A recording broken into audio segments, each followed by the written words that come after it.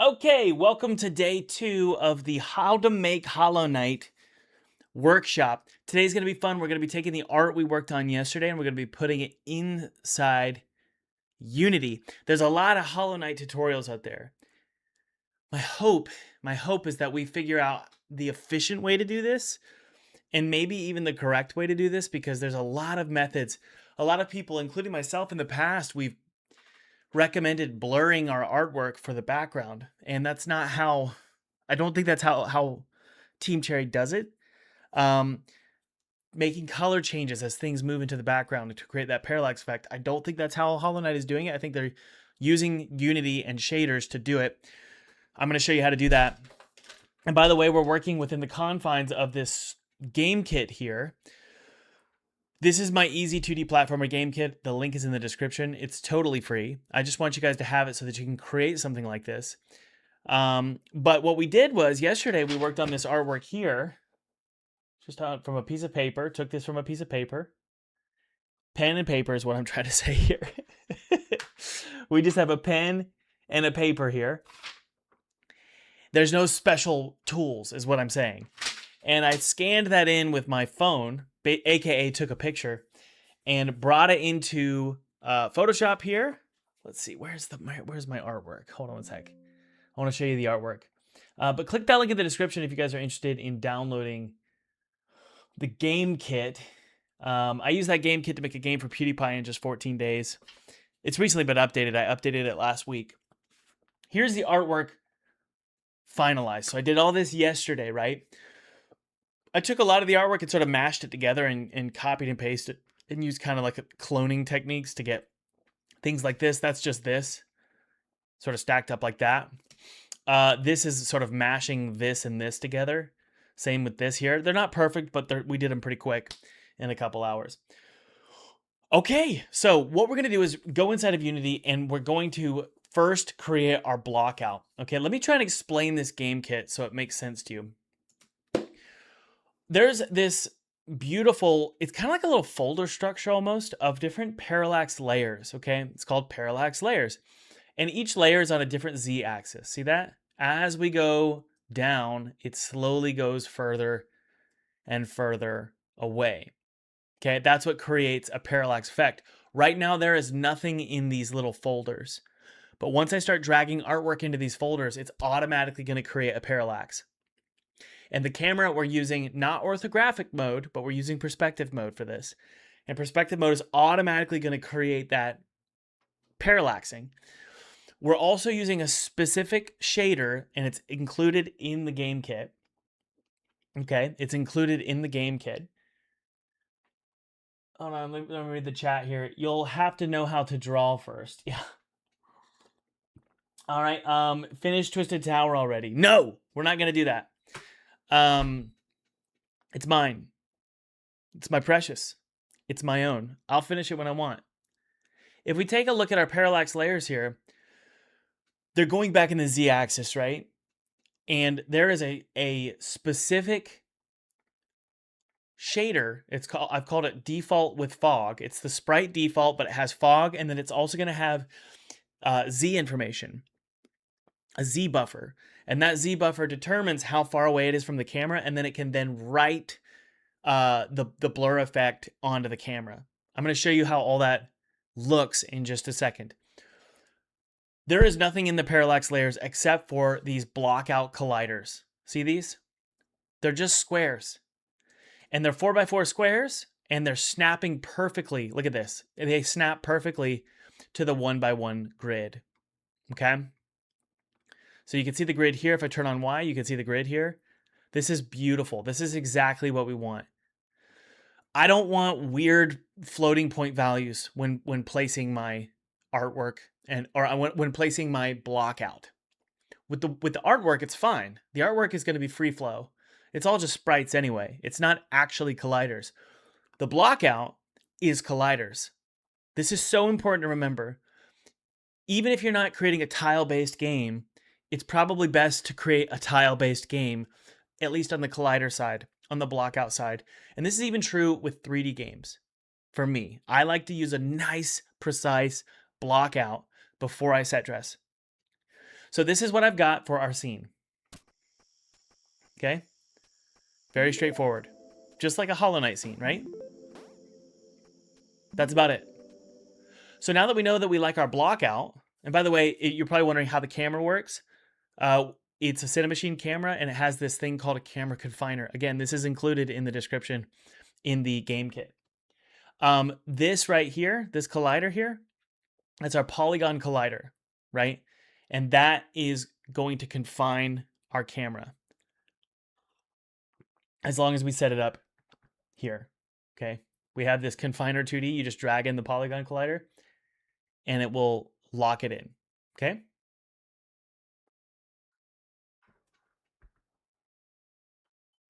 Is it even legal to recreate Hollow Knight? Of course it is. What? Of course it is. It's totally legal. You're allowed to recreate whatever you want. You just can't sell it.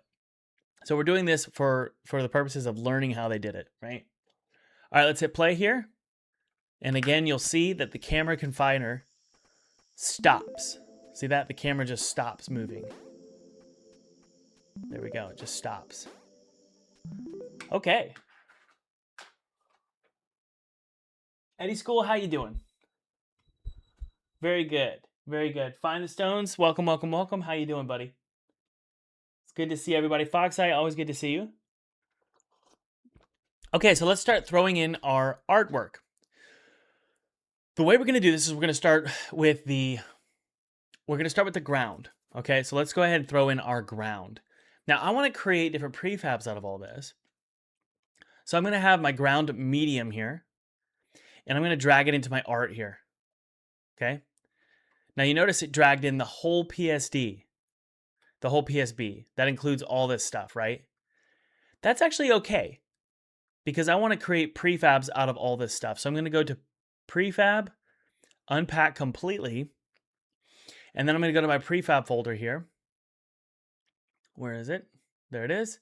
And I'm going to create a new folder called Hollow Knight Art Pieces, right? That's about it. And I'm just going to drag each one in. And I want to be able to use these over and over and over again. And remember, guys, there's no colliders on this stuff. There's no functionality. Now, I may end up creating functionality for, let's say, the leaves so that we can like cut them. But this is about it. So I'm just dragging each one into this folder here so we have prefabs that we can use over and over and over again. And you might be thinking, well, what's the point, Thomas? Just use sprites. You don't need prefabs. Well, what if I want the moss to sort of wiggle, right? And blow in the wind or something, which I might want to do. I kind of wish Hollow Knight did that. I could do that in the prefab and then all of them are going to move. So I have all this. That looks good. It's definitely sized really big. Okay, so the first step here is to get everything sized perfectly. So what I'm going to do here is I'm going to take just my character and I'm going to move him where my player is. Look how big that is. That's huge.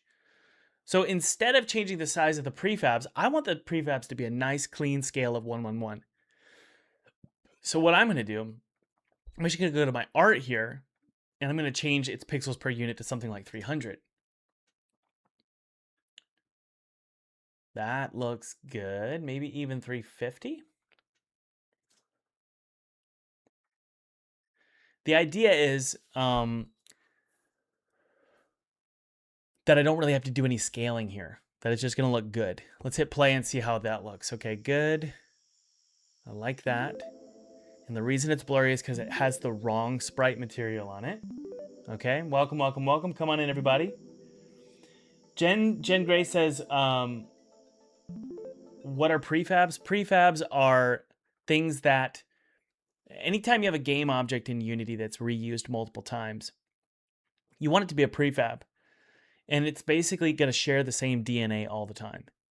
So if I were to change this to red, that's one way to change it to red. Or I could go inside of its prefab and change it to red. And now all of them are going to change to red. So that's why I want that to be a prefab, because I might want to change it and have it globally applied, right? Okay, so let's keep going here. We're going to put this little fella. He's still a little big, honestly. So I'm going to do 380. I guess we could do 400, honestly. I don't see the huge problem with that. Okay. So let's put that here. Just like that. The order in layer is all wrong. So let's select this here. These need to be 0. And these are our prefabs, right? And so when we make changes to this, it's going to apply to everything in the scene. So all of these Hollow Knight art pieces, I need to make sure I change the material to be the correct one, which is going to be Sprite Fog. There it is. Drag it in here. Boop. There we go.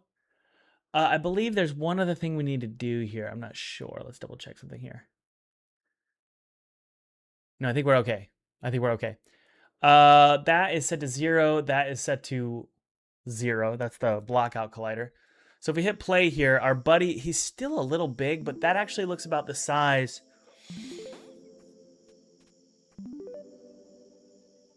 of how he looks in Unity. Or I'm sorry, in the game. So I think we're actually okay.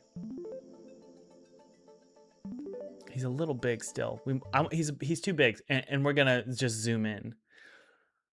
So let's set him to 500. Hit apply. There we go. Let's take a look. Yep, and then we'll zoom the camera in. Okay? That's what we want. We want him to be about the exact same height as the character that's playing right now.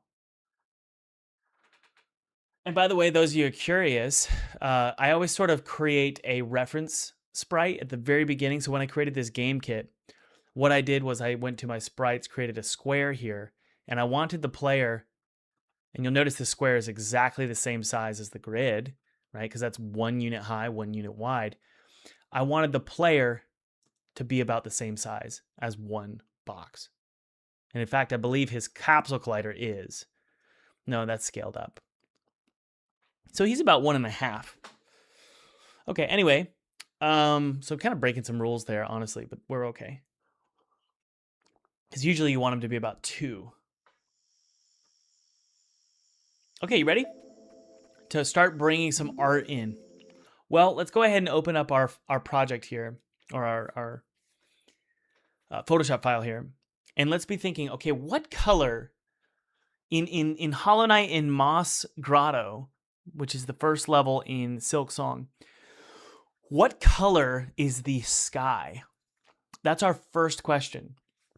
The color of the sky is like a navy-ish blue. So the way we're going to achieve this is actually going to go to our camera, and we're going to change it to navy blue here. Something like that for now, okay? But there's one more step. We want to, and this is particular to Hollow Knight, because Hollow Knight is this moody, foggy game. We're going to go to rendering, go to lighting here, and because we now have this sprite that has a shader whose fog is applied, meaning as I go further and further away from the camera, fog gets applied to our two-dimensional sprites.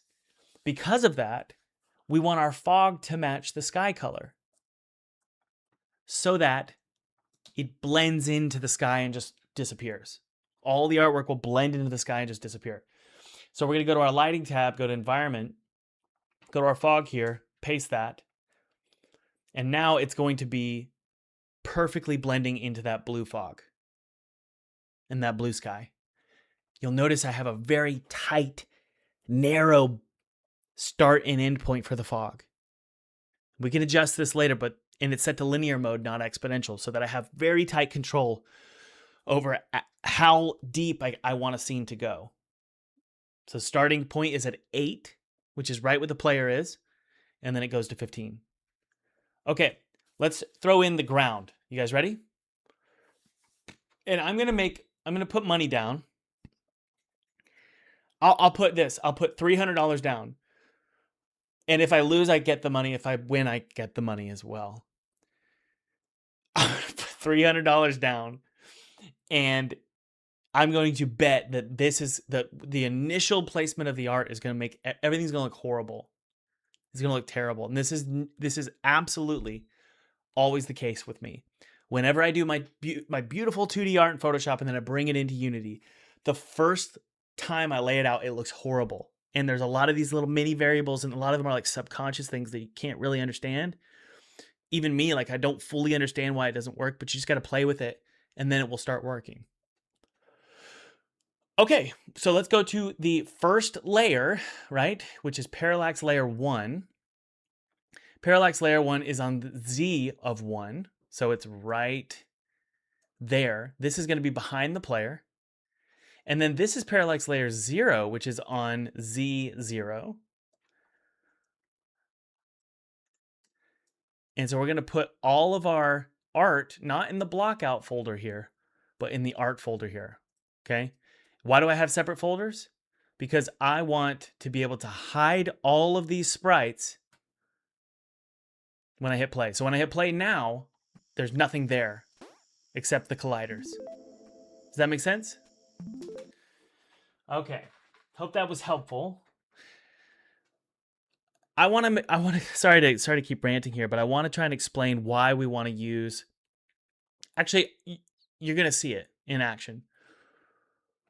There's a reason why I want clean colliders, and then I want to set dress on top of that. And it's going to make sense. It's going to be apparent when we start doing it. So let's go ahead and just do a ground medium here and put it in the art. There it is. So we can just start placing our art. I'm going to disable the snapping, and hopefully you can see right away why we don't want these to have colliders on them, because I might want to do this, right? I might want to do that. I might want to do this, but I still want it to be a clean collision on the ground. Okay. Let's do that. Now I can just copy and paste. I can flip, right? I can do that. So if I hit play here, now all I see is this. Does that make sense? Okay, so let's just do small pieces and long pieces here. We're going to do one here. Good one there. I don't love this one. This long one here. I like this large one. Let's take a look at this. I think this large one is going to be my favorite one. Yeah, because it kind of fades out and goes really long. Yeah, that's my favorite one for sure. Makes it really easy to use. So you just place these here. If I want it to be in front, I can just drag it down. There we go. Now it's in front. See that? Okay. So those look pretty good. I'm kind of tempted to use that one again and flip it. So we're going to be kind of strategic here and see what we can create. These I'm going to bring down here. Flip it. Okay, we're just going to create our surfaces here. Bring that one down forward. Yep, there we go. Yep.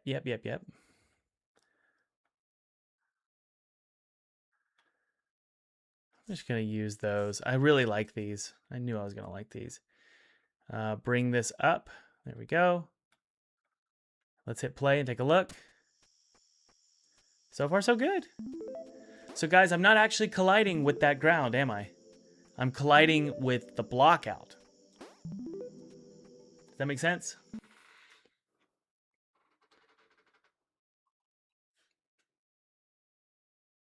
Okay, here we go. I really like these pieces here. So I'm going to make an edit. I love this piece. It's my favorite piece. I'm going to take it and I'm going to blend portions of it off and make this longer because I like how tall it is.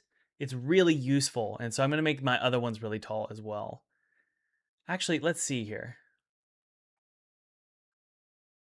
Man, it's tough because I like that one too.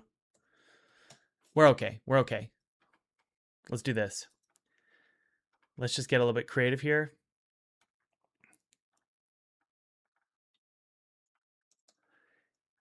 and just see what happens when we start sort of stacking pieces here. Okay, that's good. I'm going to put bushes in front of that on this layer. It'll make sense, I promise. Okay, so let's take this one here. Let's see. Yeah, I'm going to take this one and bring it down. So a lot of people, including me, I used to do all of this in Photoshop, weirdly enough. And then I would export it as one giant PNG, which makes zero sense. I had like a aversion to having a bunch of game objects in a scene, but this is just the way making games is. Everything's a tiny little piece. Okay, so let's keep going. And I think creating this ground is actually going to be maybe the hardest part because it can look really tiled if you're not careful. Flip that. I'm going to try and swap this out actually with the small one.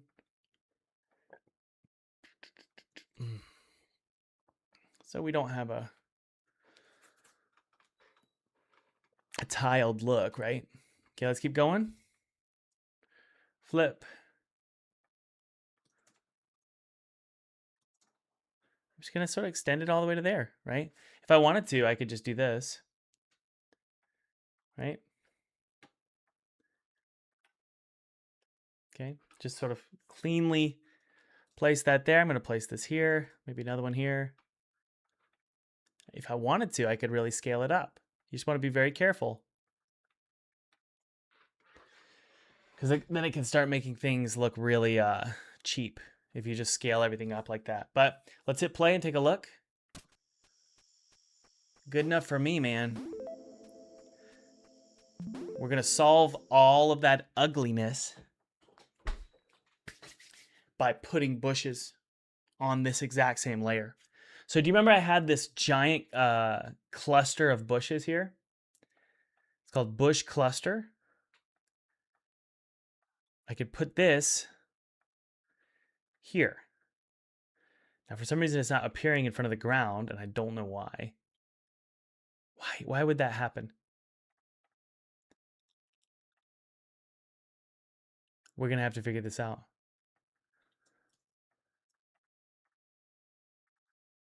I'm going to hide the block out. I can do it like this.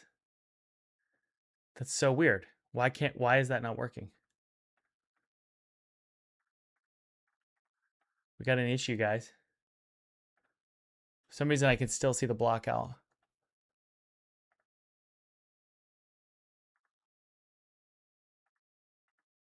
That I shouldn't see the block out.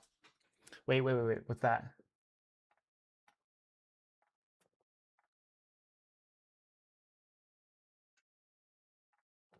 I don't know why that's happening. We got ourselves a little issue, guys.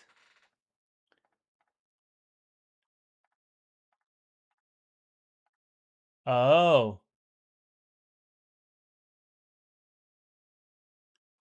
For some reason, this parallax layer here got duplicated. Oh my goodness, it did. Okay, let's take this and fix it. Look at this, guys. We have two parallax layers for some reason. How did that happen? So weird. Okay, something happened. It got copied and pasted. Very strange. But let's go ahead and bring the... that was my mistake, I guess. I'm going to bring these ground pieces here. Bring them into here. And then I can delete this. Okay, so now, where was I? We can hide the block out, right? By doing this. But we can still see our ground pieces, right? I could take that bush cluster, put it right here, drag it on over, and now I could put this bush cluster in front to hide all of our mistakes, right? You could flip it so it doesn't look too looped, right? This is my theory is this is exactly how Hollow Knight did it. Now, what they might do is they might even do a tiled how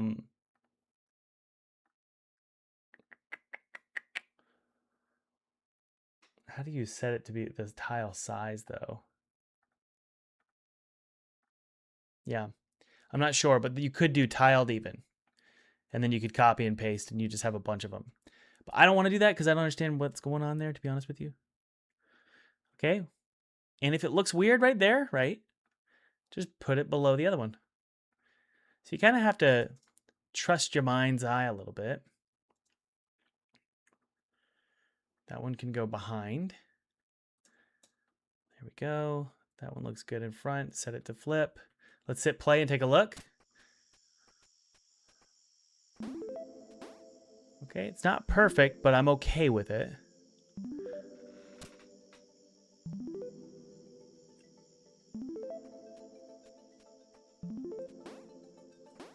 Once we get some parallax and lighting and remove this ugly color here, it might look good. We'll need to zoom in as well, but we're going to trust our gut here and keep moving forward. That one can go on the behind everything. Yeah, these clusters are super valuable. They make it really easy. Okay. Now, what I want to do is at least feel how this bush cluster feels on the first parallax layer. So I believe it's parallax layer -1. Is it parallax layer -1? Let's see here. Yeah, this one's going to go in front. So hopefully we can see the parallaxing occurring. Where is it? Oh, I need to set the Z to 0. It got automatically set to 1. There we go. Notice how it's already blurred? See that? And it's bigger too, right? And that's exactly what we want. It's bigger too. And the reason it's bigger is because it's on a Z-axis, right? I'm going to set all of these to darker, like this. So now you guys notice how the controls are super simple. And it's basically this little template. And I can just drag and drop, and everything sort of works out. So right away, we already have these darker colors occurring. I don't love the way that looks, but at bare minimum, we know it's working.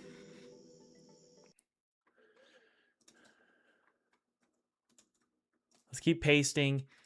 And what I'm going to do is probably place a bunch of bushes and not using these clusters, because these clusters can make things look really ugly really fast.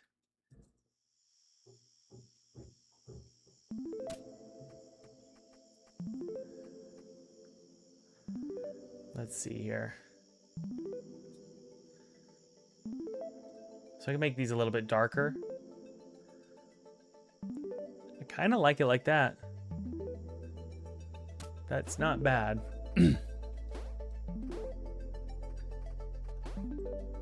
Now these clusters right here that are hiding the ground, they don't move at all. So we want to kind of hide those. But I think we're okay with this here. I'm going to put these a little closer. There we go. Make sure you set the Z. Yeah, so I want this to basically be black. There we go. Okay. So that's set to 0. Make it basically black. Here's our bush. And this bush is really where we're going to make things look less repeated. It's one single bush, right? And I believe we have a second bush, which is called bush shadowed. Yeah. So this one is for being like behind. So like right here, I could put it right there. And now it's got a shadow, right? This one, I could do the same thing. I could quickly just swap this out with bush shadowed. And there we go. Boom. Now it has a shadowed look to it. Okay, so let's see how that feels. Okay, that's much better. Okay, we're getting there.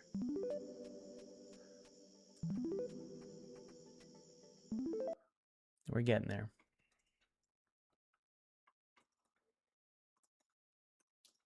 We're just going to paste a bunch of bushes, guys.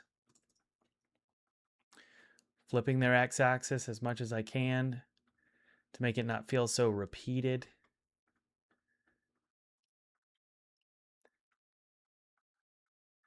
You got to be real strategic with these bushes because they can look really ugly really fast. Let's see.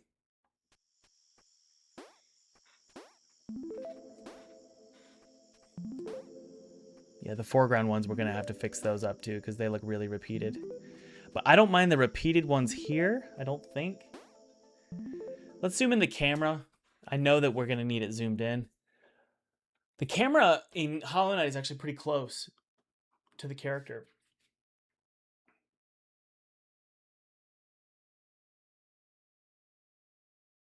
I don't know if this is an optimization nightmare or not. As long as they're pretty self-contained scenes, I don't think it's a problem.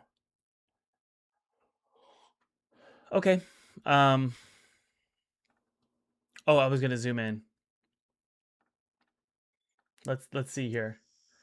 Let's go to our Cinemachine camera and zoom in.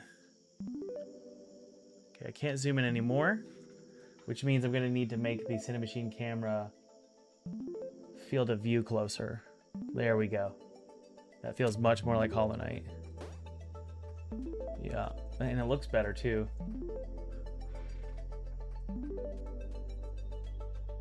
I hate this music. Stop.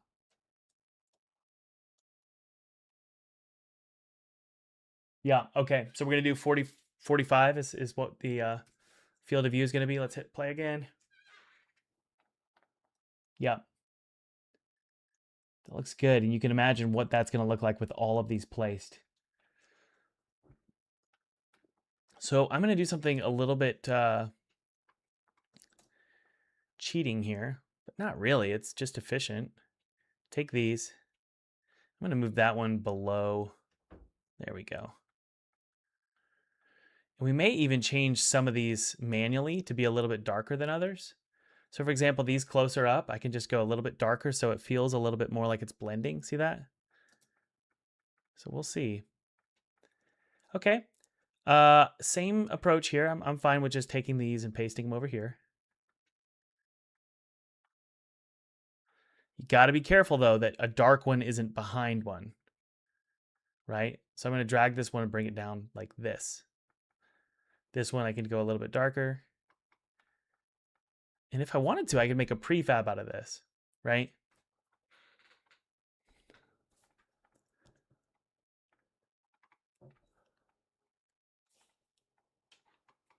Okay, so let's see how that looks on the right side. Pretty good. The foreground I need to move up and make it a little bit darker, honestly. So let's make the foreground. Well, I have these bush clusters here. I could do another set on layer -3 and set it to black, like this. There we go. That way we're going to get like another layer of parallaxing. But these clusters are actually really helpful. Look, I can rotate them like this, so they feel a little bit more unique and varied. That's totally fine. Look at that. Right? And hopefully things are going to start looking more organic. Let's see.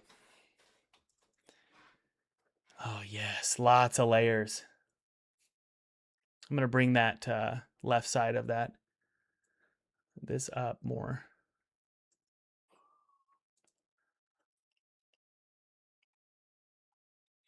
Frames per second is really good. Like really, really good. Usually when I'm playing like Twisted Tower, it's like 120. Right now it's at 800 frames per second. So it's doing just fine. Let's bring this right over here. All of these pieces, I'm going to grab some over here and just bring them over here. Yeah, you can imagine creating a prefab out of these. A bit darker.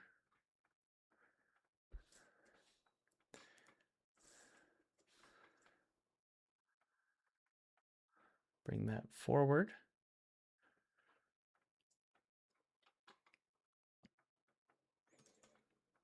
There we go. Let's take a look.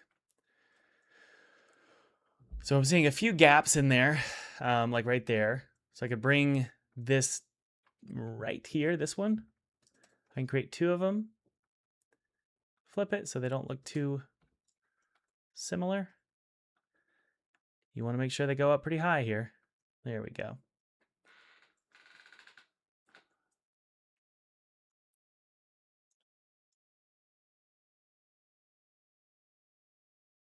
Yeah, Neversong was giant sprites. I did all of it in hang on one sec.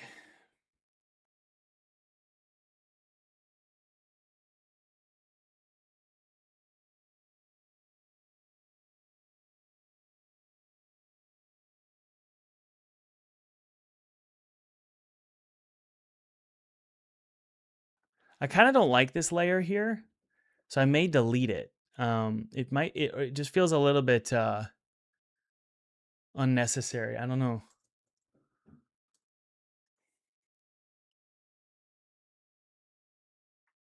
I'm gonna set all those brightnesses to equal values. So all of these, just gonna set them like this. And maybe just go maybe a little bit darker. Yeah, let's try that. That looks better. We need some distinction there. So that is much better. I kind of wish the size was different. So what I could do is, if I wanted to, I could set this to -4, right? Bring the Y up so that it's just bigger. I just think that might be too much. No, I kind of like it. We're going to set that to -4 and bring it up. This one I'm going to set to -2.5. Bring it up, right? And then hit play. I just want to get a really nice parallax and size variation. Yeah. That looks good. Just want to make sure we don't get any weird.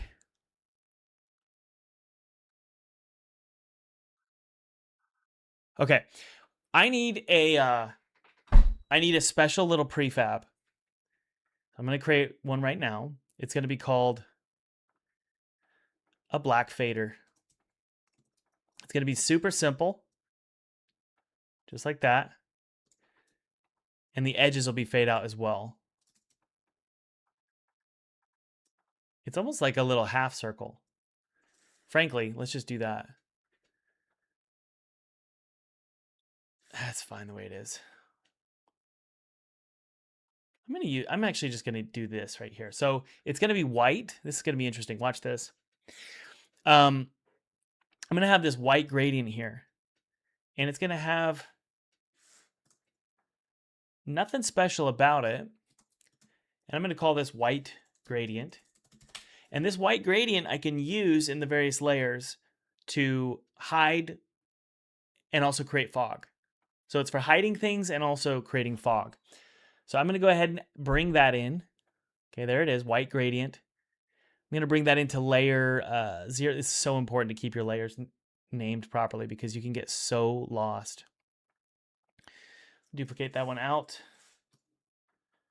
And then we're going to create a prefab out of this white gradient. We're going to have a white gradient. And then we're also going to have a black gradient as well. So this is our white gradient. I'm going to duplicate this and call this black gradient. Do you guys see how I'm getting a lot of mileage out of very few assets? That's the goal. So I have my white gradient here, and you can see what I could do with it. I could bring it into my artwork here and create like fog. So I think it might actually be advantageous to do what I was saying, which is fade it out on both sides like this. Just so you can use it as, honestly, let's just do this. Watch. I'm going to do this. I'm going to fill this white circle in and blur it. And that's all we need. Let's make it white, obviously. Let's do a blur. And I'm going to call this white gradient.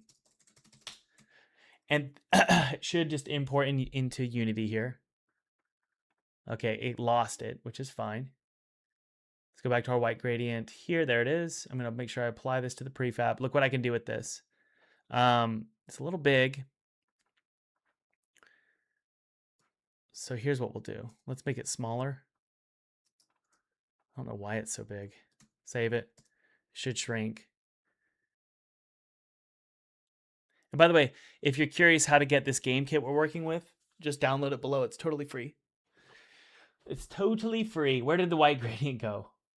What in the world? Oh, jeez. It should show up right here, but it's not. White gradient. So we need to make sure we go to our sprite editor. If you lose it, there we go. If you lose access to it, you might have to go into the sprite editor. There we go. Hit apply. And now it should show up. There it is. Okay. So we have this white gradient, right? So you can imagine how we could use this. You could use it to create depth, right? Separate out certain layers with fog. But you could also use it as a black gradient to hide things as well. So it's super advantageous for us. I'm going to use a yellowish color for fog, right? Reduce the opacity. And I'm going to call this fog.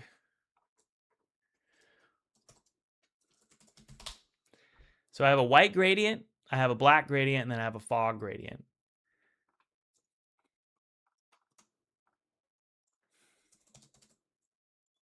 Oh, we already got one. Sorry, we already got one.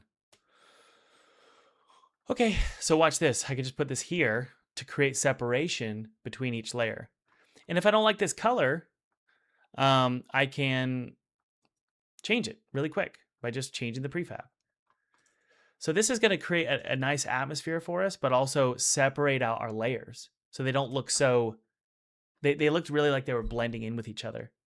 So let's go to our fog gradient here. I'm going to go a little bit less saturated, maybe a little bit more green. Save it. Let's hit play and take a look. Yeah, that looks good. Awesome. You can see down there, you might want a black one, right, in front of this. So I can create a shadowed effect using my black gradient in front of these, or maybe these. Okay, so I'm going to go to parallax layer 1 here, go to my black gradient, and these are going to be all the way in the front, right? Where did it go? What the F? Oh, it's missing its sprite. Hang on. Go to our white gradient here. Burp, there it is. So watch this. If I wanted it to look shadowed, I could put a shadow here. And you'll notice that in Hollow Knight, that sometimes there's like areas that are very shadowed and it could be lit. It may use 2D lighting. Or they're just using little circles to create this gradient effect. Right? Like this. All right, so you have to hit play a lot so you can see the parallaxing occur. See how that? That looks pretty good, actually. Maybe we'll tweak it a little bit, but overall, pretty good. Yep, that's what we want. And if you want to hide a layer, you just hide it right here. Right, so now I can see my gradients. Well, maybe hide that one as well.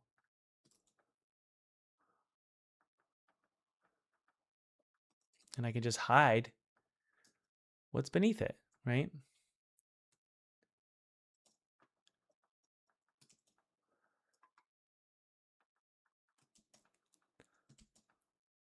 Yep. I don't think this is a terrible approach. I really don't.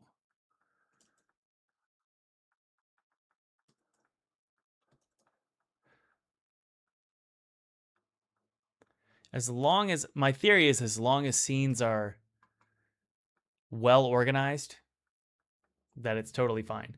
Let's open this up here and take a look. Good. And then this one as well. Good. Let's take a look.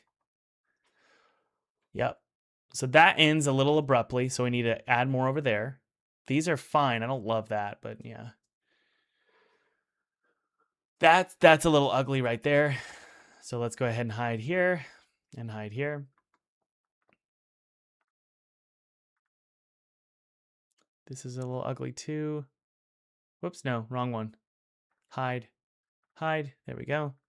Yeah, so this one right here is a little weird. I can't select it, hang on. There we go.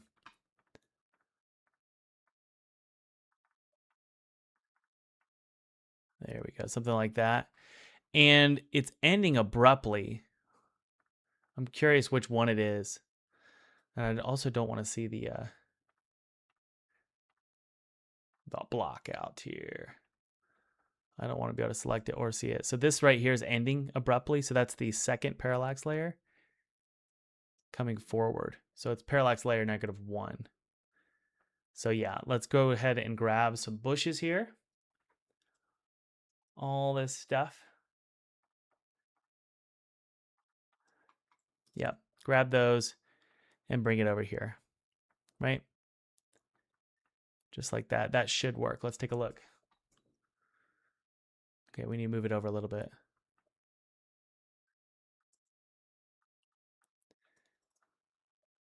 There we go. Cut these out. Don't need all those. Hit play and take a look. Okay, so that's bothering me. But other than that, we're pretty good here. I could even put some fog in front of the black. So this right here, I could go, well, you know what? I want to do this, right? I want to put, give me a sec here. These bush clusters here, I'm going to hide those. Yeah, this, I could put fog in front of the shadows here. Like this.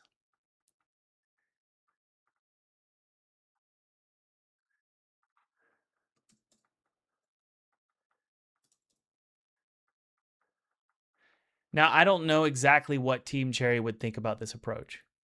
I have no idea. But I know for me, in making a level in 3D is way more complicated than this. So this doesn't bother me at all. This is a pretty clean approach in my opinion.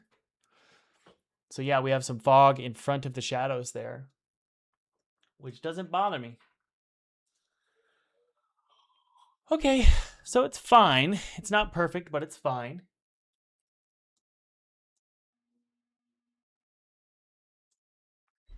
Let's fix that there.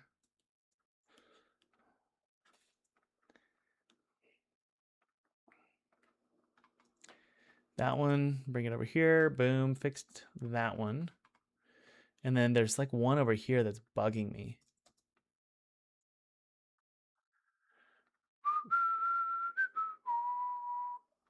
Cluster here, and cluster here, flip. Let's take a look.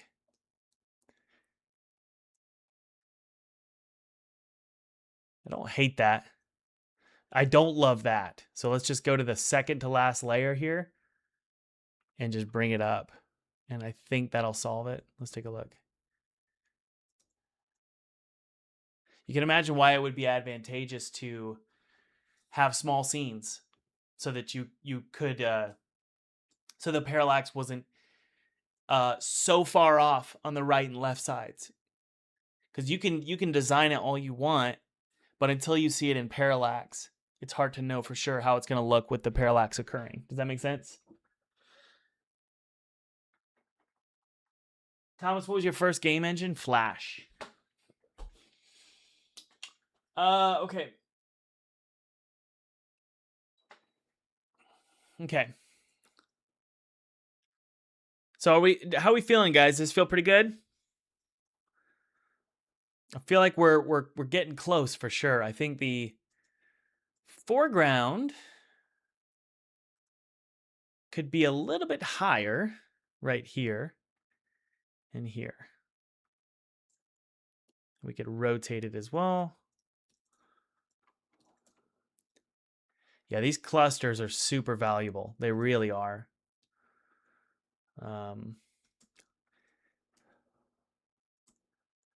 Yeah, really valuable clusters.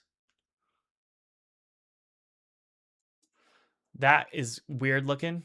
So we're going to make sure that that's not. So nature, by the way, nature it grows in clusters. So doing this looks a lot better than making it evenly spaced. Evenly spaced nature never looks good. It's kind of haunting or gross. Like there's a phobia of evenly spaced holes. That's because nature should not be evenly spaced. Nature grows in groups. Everything grows in clusters. Cool. That looks great, man. I'm going to change my character's color because it's driving me crazy. Absolutely driving me crazy. I want him to be the same color as... Why do I even care about this? Well, I do. It's driving me crazy.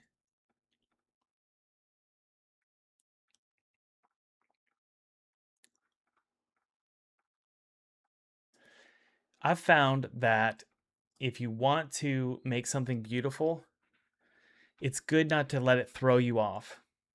And if something's throwing you off and it's making your brain hurt while you're working on it, get rid of it. So, for example, if you're listening to dubstep while making a game like this and it's hurting you, throw on some classical music. If for some reason having a red character is throwing it off, or an orange character, make sure you turn it red. So now we have this red character, which hopefully will fit in better with our world, because that's the color of our Hollow Knight character as well. Okay, looks pretty good to me. I'm happy with it. Let's move into the background. So, weirdly enough, there's not much we need to do here, except just lay out our art. So having everything in these layers, these parallax layers, is so advantageous because we can reuse all of our artwork. So this bush cluster here, in our game art prefabs, I'm just gonna throw that in there. Watch. Boom. Now it's gonna be behind the player. See that? Now you might be thinking, oh, Thomas, I can't see. Well, hold on. It's gonna slowly fade to that blue the further back I go. So for example, I'm gonna set this to 0. I'll put that there. We need to make sure that we reset this value here. Watch what happens as we go further and further back.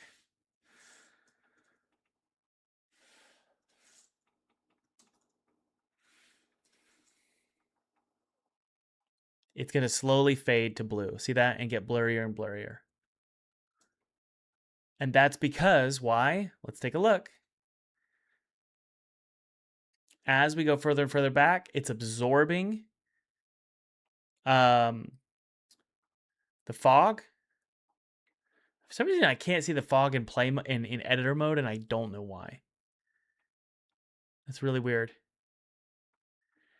But yeah, it's absorbing the fog. The Unity fog, right? Now, you're probably thinking, man, there's not a big separation of the background and the foreground. Well, that's because we need to throw on a solid gradient behind the player. And this is, I believe, how Hollow Knight does it. So here's what I'm going to do. I'm going to have all of my artwork in one scene. All I need to do is this. All right, all of my artwork is going to be in one file. So I'm going to do like an orange color here. Okay, so that's that. And then I'm going to do like a blue, a vibrant blue color. I don't know if this is the way they did it, but I think it is. So we'll see. So this is going to be called our background overlay. And it's just this little sliver. I'm going to take this little sliver and I'm just going to copy the bush cluster, honestly. And inside of the player, inside of the camera, I'm sorry, no, inside of the player controller, in the player art, actually, I'll just put it right here. I'll zero out its position, right? And he's going to be just right here. And this is going to be our background overlay, like this. And I'm going to set it to tiled. I just don't know why the tiling isn't working for Unity. Something's wrong. Well, it's doing it. There we go. I don't know why it's doing that, actually. It says, sprite tiling may not appear correctly because the sprite used is not generated with full rect. So let's do something like this. Pretty wide. Zero out its position. Set it to 0.5, so it's just behind the player, right? Like that. And we're getting some weird. I'm actually not going to do a tiling. I'm just going to do simple. Yeah, we just need it simple. That's fine. And we're going to lower its opacity like this. Ah, I don't think you can because it's set to sprite fog, and sprite fog uses alpha cutout. Yeah, this right here. There we go. Okay, good. All right. So that's what we've got, and it's going to be in front of the background. See that now? Does that make sense? So if I go pretty hard here, it's going to cover everything. So that's the advantage of having this one little layer behind the player. We want to make sure it's set to -1 though, so the player is always in front of it. Does that make sense? So we set that at -1. I'm going to make sure that this is called background overlay. I'm going to apply it to the player, the entire player prefab, so that we always have it with us, right? It's much bigger than the actual game view because I want it to look great with ultra wide. Where's ultra wide? Well, I can just show you here, right? Like this. And the white there is actually the blockout. So we're getting some weird blurs. What is that from? Why does it look so weird? I'm not sure why it looks weird. I think it's because the blur is not adaptive to the screen pixel size, so that's a whole other problem. Yeah, but if I set it like this, it looks good. 1340 by 2160. Yep, there we go. Okay, so far so good. I'm gonna make it more saturated, more contrasty. See what happens. Yep, that's better. That looks like Hollow Knight.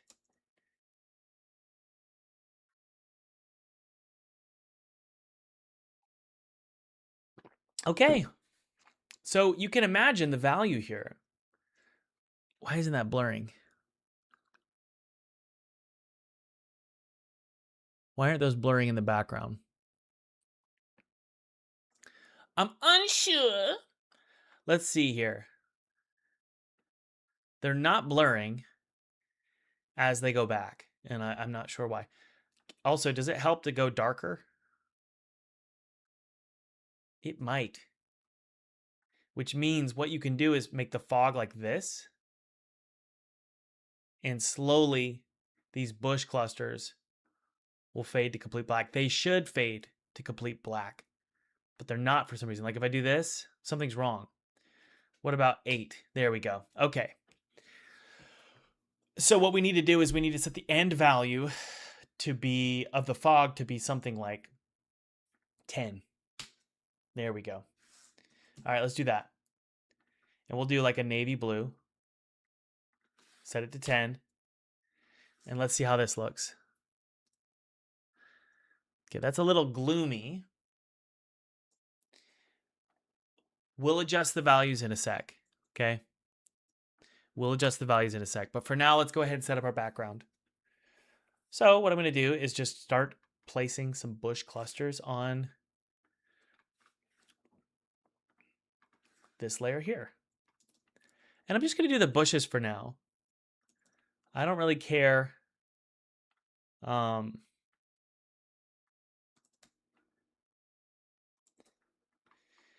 all the other assets. We're going to do like a second layer of set dressing in a sec.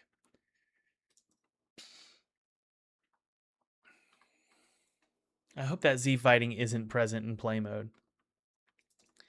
I hate that. I wish Unity would just say, okay, I'm making a 2D game, so I don't need to worry about it. I'm just going to pick one over the other.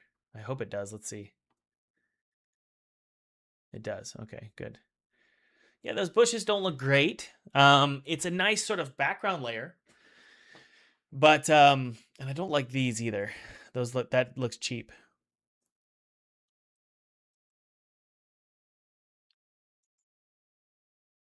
Yeah, those look cheap. Okay. These could probably go here, if I'm being honest. There we go. Yeah. Put those back, way back there, and then we can cover them with a cleaner layer of bushes.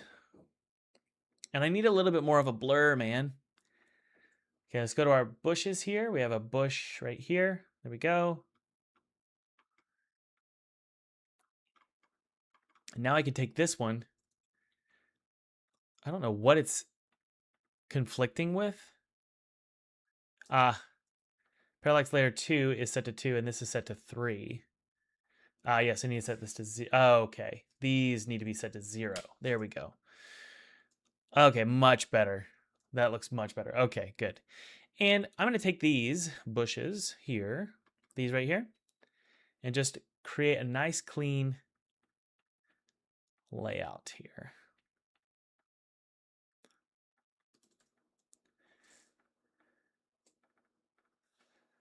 There we go. Put that one in front right here. Yeah, you want to be very careful with your bushes, because they can look really bad really fast if you're not careful.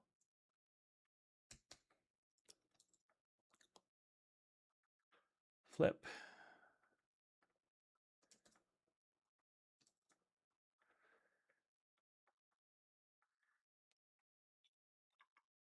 Let's take a look. So we'll move those down below. I think the parallax is a little strong there, to be honest. We got too many bushes, my friends. I can tell you that. Kind of feel like this needs to be set to 2, that to 1, and then how about 1.5? Oh yeah. We actually have this. That's where it needs to go. And then these can go here. Let's hit play and take a look. That's much better. Okay. So you can imagine why this would be valuable to have all this art as non-destructive, because I might want to change some of these bushes. Like the bush clusters they're looking a little weird. You know? No, stuff doesn't get brighter towards the back. We're going to use an overlay filter for that. Things should blend into the fog. Okay. I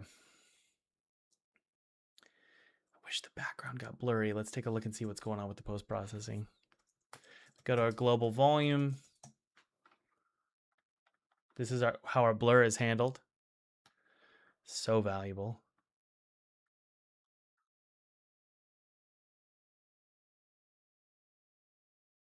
I don't know why the background doesn't get blurry.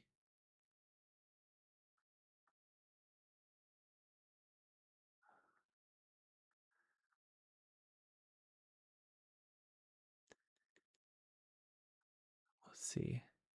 I don't know if the background's going to get blurry for us, guys. We may have an issue here where the background doesn't get blurry.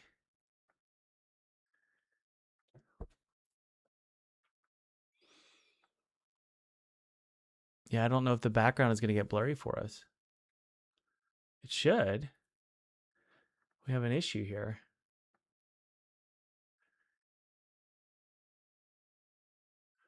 Stinks.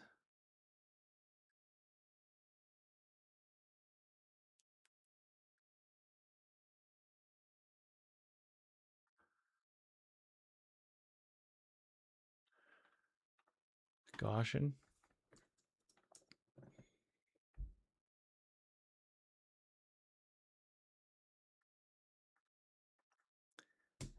I got to think here, guys. Sorry.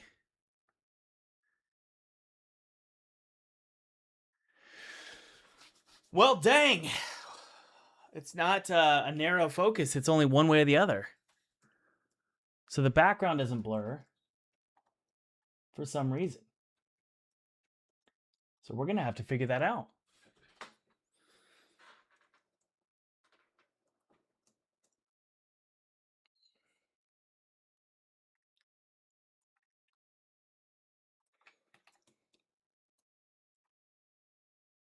Yeah, the background isn't getting blurry, and I don't know why. Stinks. Stinks.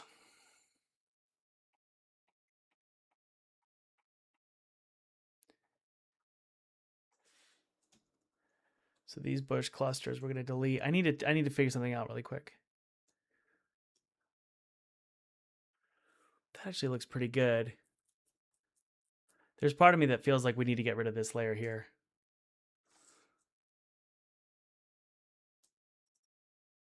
No, we're okay. What am I doing? Let me think here. We don't need this many bushes for one. That's ridiculous.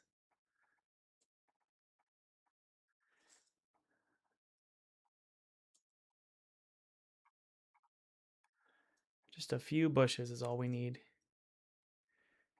This, though, feels ugly. You just need a little bit of layering here.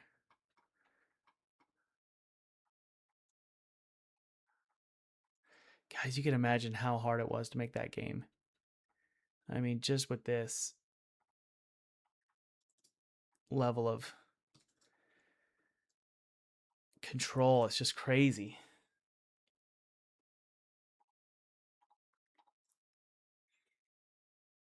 Okay.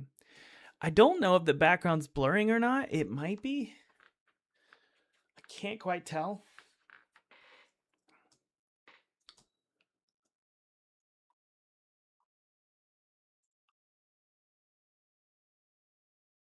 Where did the background overlay go? Yeah, that's what we want. Yeah, we need that background overlay much thicker. And then we want the blue to be way less saturated. Let's take a look. And we might need to even set it to multiply.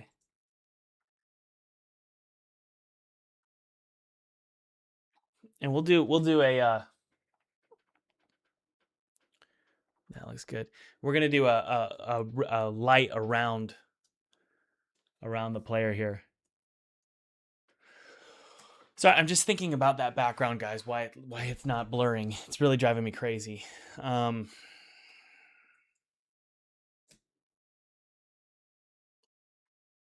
I think we're okay for now. Okay. We're gonna have to figure that out. Let's go a little bit darker here.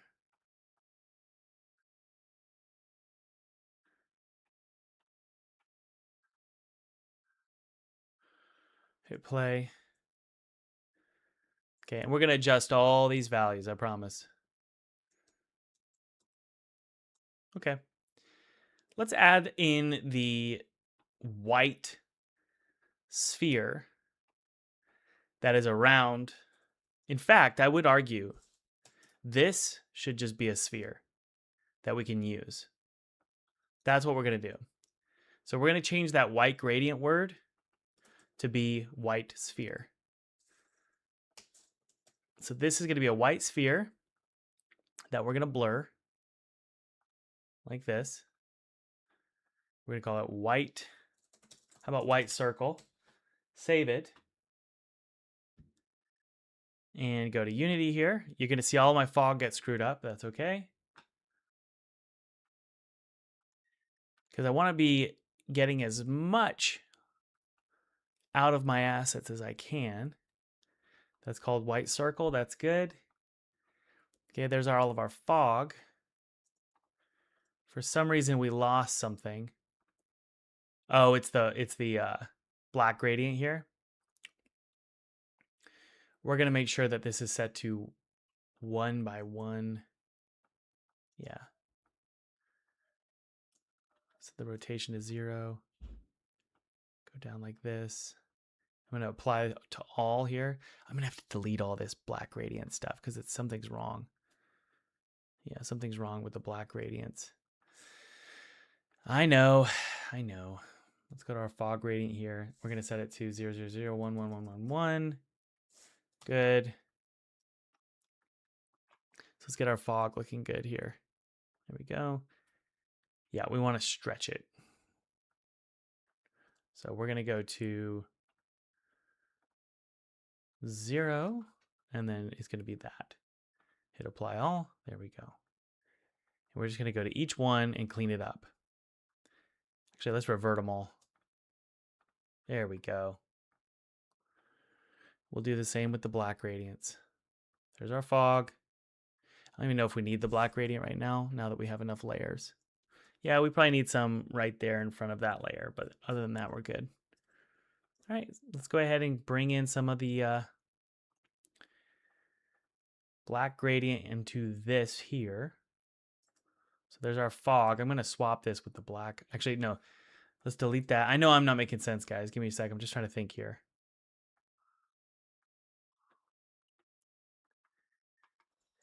There we go.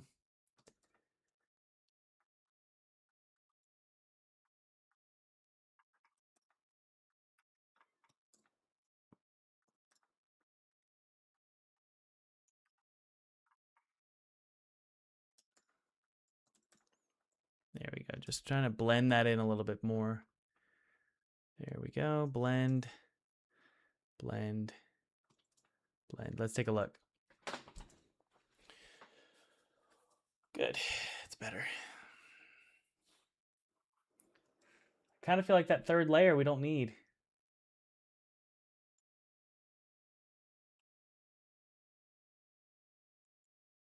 All right.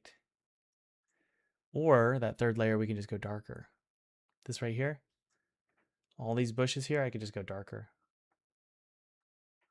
Hit play and take a look. So kind of what I'm doing right now, guys, I'm trying to establish a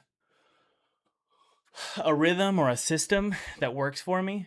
And so I'm just kind of experimenting here. That looks a lot better.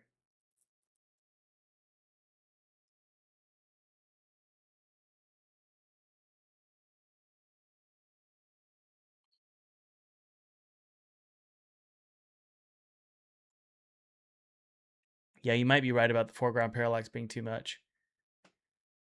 I'm going to do -3 and then -2. And then -1 is there. Yeah, let's take a look. Feels better.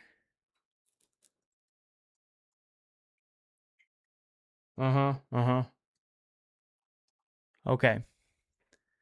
So far so good. Golly, this layer right here is bothering me so much. I believe it's this one here. Let's take a look. That layer really is bothering me. I don't know if I need that. What is that? Got fog. What the heck is that? That's our fog. Put in the art. This layer here, -1, is bothering me so much and I can't put a finger on it. I think it's just because it might be that gradient of black that I just don't like. And then we just need to go darker.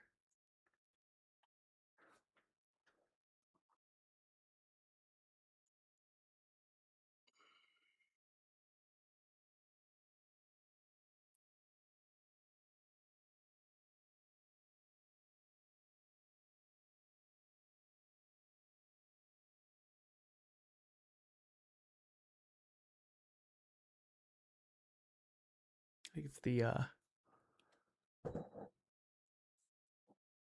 think we need fog between each layer. Give me a sec to figure this out, guys. We're going to figure it out.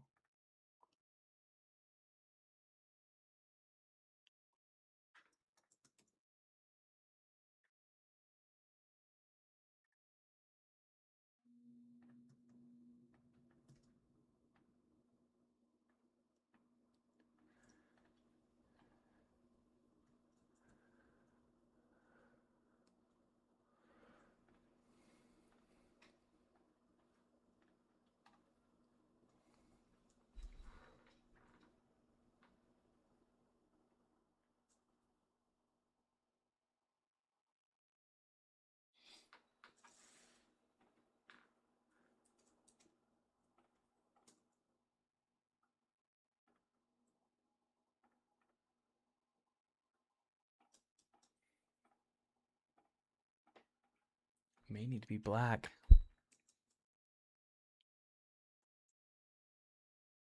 Feels better. It does. Just crank up that. It does feel better, doesn't it? Yeah. Okay, that's all we're going to do for now with that, with the fog gradient here. Just make sure I change it to the black gradient here. There we go. Hit play, just double check. Yeah, it's just, I want it to blend a little bit more, and I think that's good. Where is it at? Let's see. Yeah. Okay. And then that second layer, I wonder if I even need this. You know? And if I just set that to black, that might be all we need, guys. You know? So if I set this black right here and just do that, I wonder if it's just automatically works for us. It just might be moving a little too much. Where'd the other one go? I thought I had another one. Oh, Thomas, you dummy. And then do this. There we go.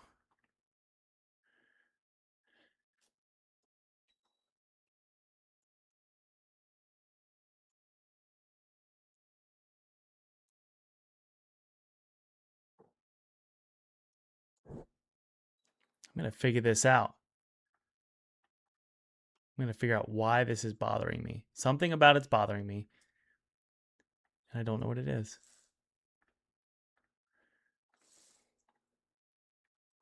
I think it might be the amount of parallax. I think that could be what's going on.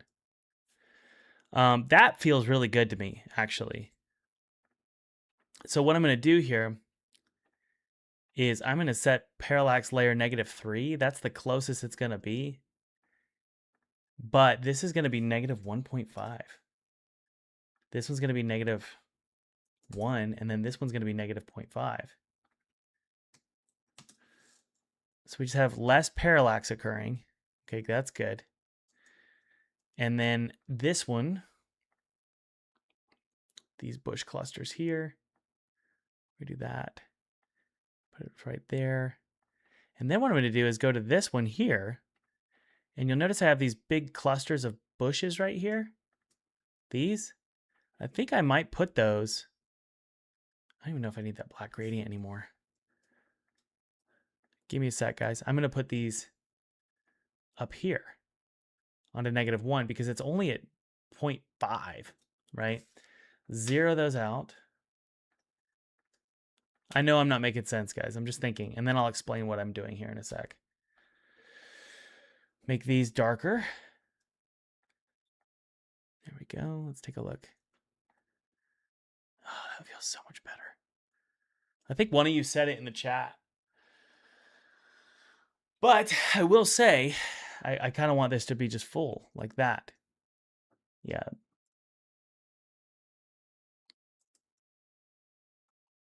That looks better. It's not perfect. And I wonder if I need to delete this. Hmm. Hmm. That looks better.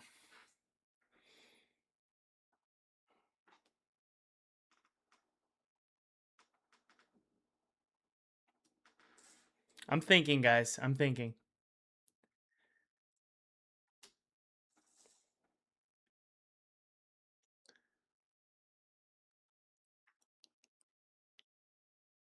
And then we'll just move it up. So my theory is move everything up. So it's tighter.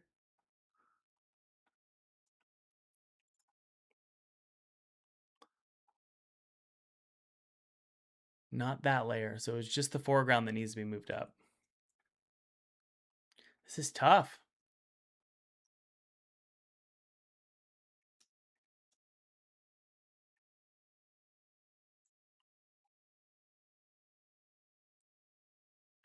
That looks so much better without all that junk here.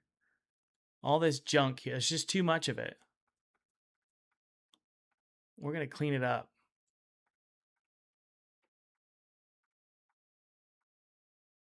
Make it bright too. Yep. Okay. Oh, I knew it. Okay. So it's busy. And what we're going to do is scale it up. Yes. Okay. Thank God. I'm sorry, guys. I just need to give me just a minute, okay? There was something off, and I think I got it. I think I got it. It was just too repetitive. And also, it was blending too much. Okay, that looks a little bit better, but it's already getting busy again. I think we need to just rotate it maybe.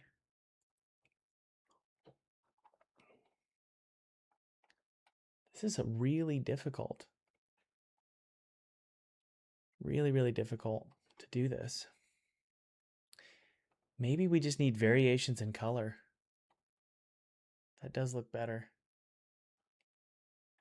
Drop it down a little bit. Okay. It's tough, you know? You can't have too much.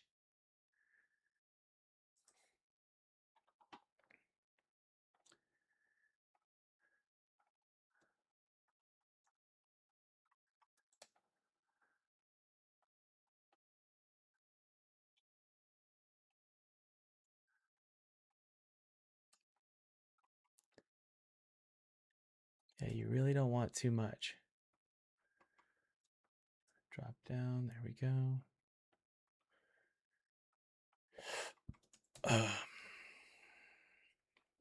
Brightness. Okay.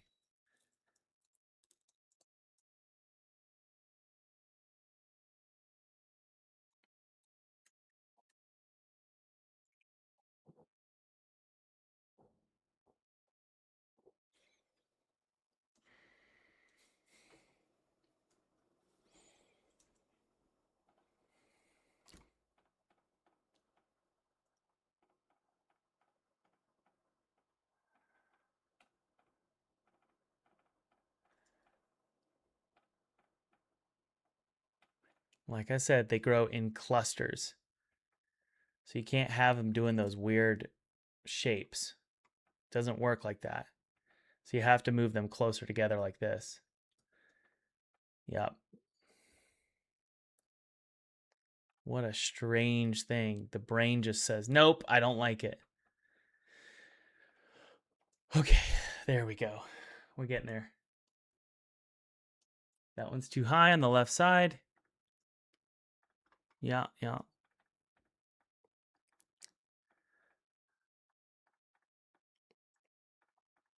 Honestly, we just need that one there. Do that. Take a look. Yeah, that's better. We'll just put something there.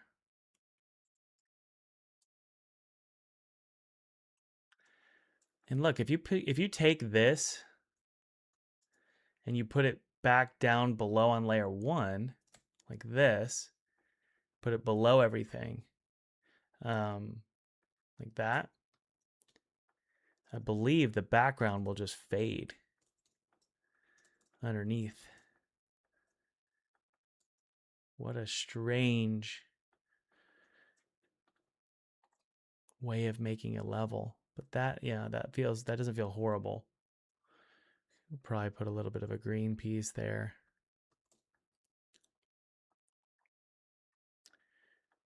Do that. Take a look.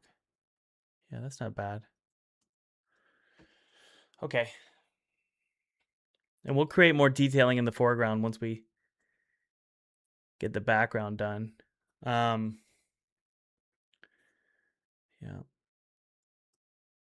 It's better.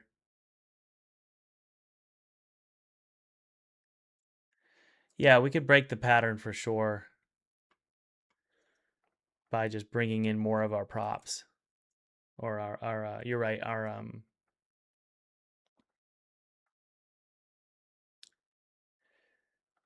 let's just fill that gap in, and then let's move on to the background here. Yeah, okay, we're good. Okay, we're making progress.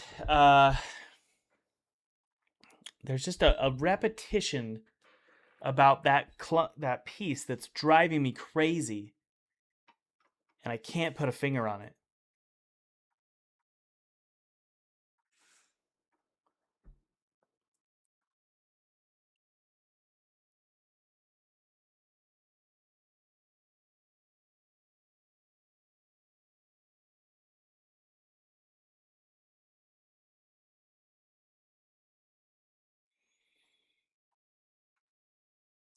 I have to sit here and think, guys. Sorry.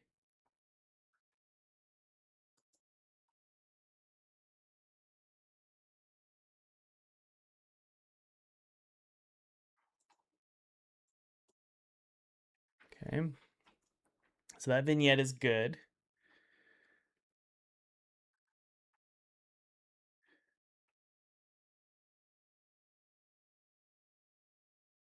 It's crazy. I can't get the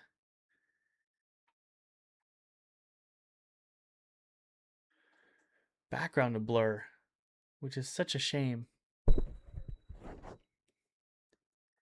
Okay, watch this.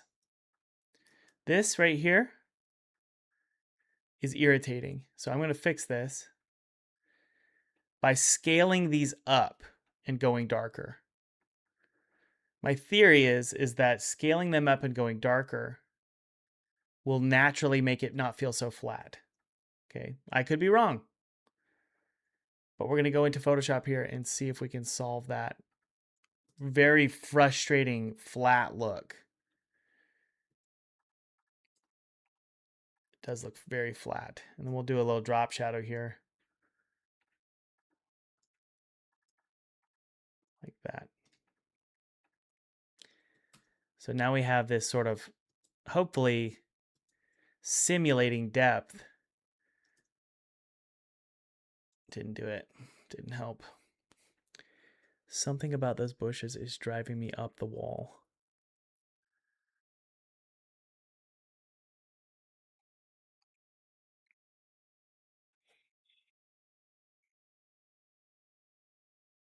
Something about those bushes is driving me up the wall. I can't put a finger on it.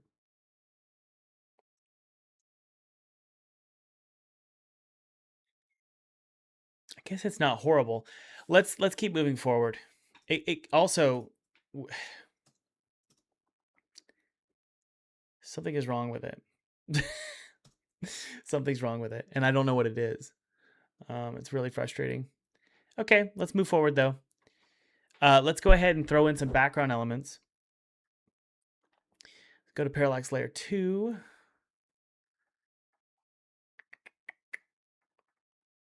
So there's this, which let's double check and make sure all those bush clusters look good. They don't look good because I think what we want to do is take these bushes here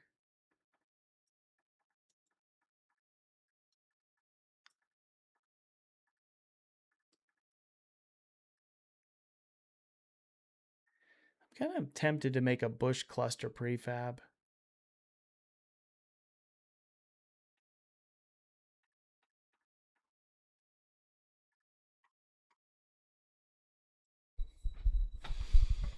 I've got to think here how to do this. I don't love the way the bush clusters look in the background. Let's double check. I prefer the way those look.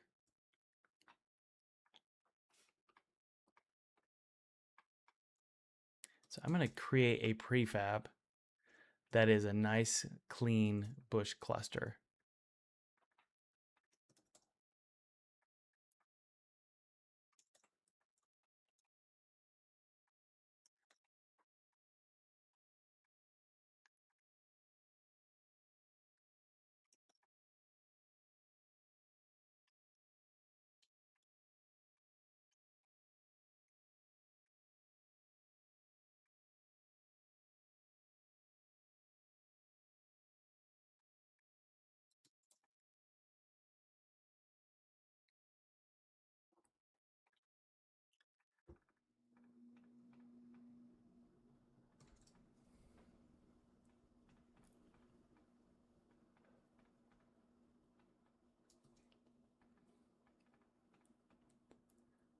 Let's see how that looks in play mode.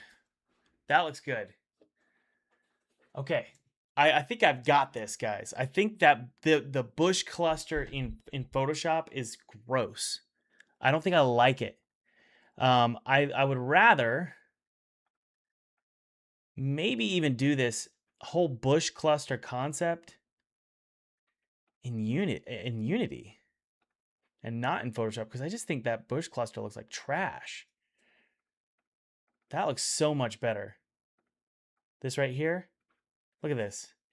That looks so professional. This looks like garbage. This looks amateurish. I'm going to take these and I'm going to use those in the foreground. Those just look really amateurish. Okay. So let's do this here. Okay. This is going to be our bush cluster.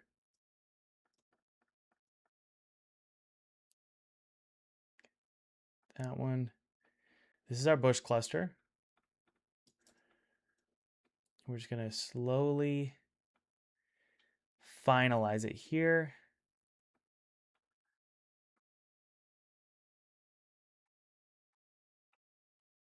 What is that?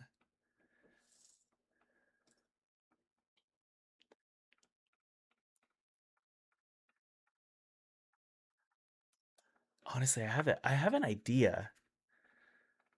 It might be a terrible idea, but I have this idea of putting parallax within parallax to make these bushes look really unique and full of depth, because right now things look really flat.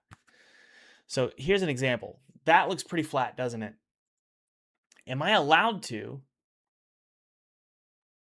make this have more of a 2.5D look? So I'm going to disable the ability to grab the player. I'm going to grab all this. What is that? I'm going to grab all this. I'm going to make this called bush cluster. Not bush cluster, bush cluster. I'm going to zero out its position within the context of this. Why is it doing that? Oh, there it is. Okay. I'm going to move it over to the center of this. And the way you can do that is stick it inside of one of the bushes here. Zero out its position, rotation, and scale. And then do this. Rotation 0, 1, 1, 1. And then take all those bushes and put it inside the bush cluster. So now we have this cluster, right? And so what I'm going to do is I'm actually going to back things up and move things probably forward just a little bit so that we have a little bit of room for parallaxing. I wonder if that's a good idea. Because it's all 3D anyway. It just looks 2D.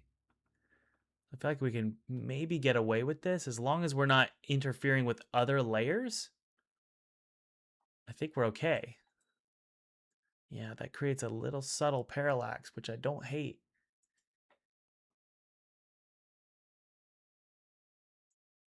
I wonder if we can create a bush cluster out of this. that has much more control, but also has parallaxing. It might work, guys. What do you think? Yeah, I kind of love that. Let's create a bush cluster out of this. We're going to call this bush cluster 1. I just feel like we have to be much more intentional here with our bush clusters. Unfortunately, right? I don't think we can just use these crappy bush clusters here. These ones right here are just trash. They're so ugly. Whereas that one feels so much more professional. So I'm going to take this bush cluster here, drop it down to here.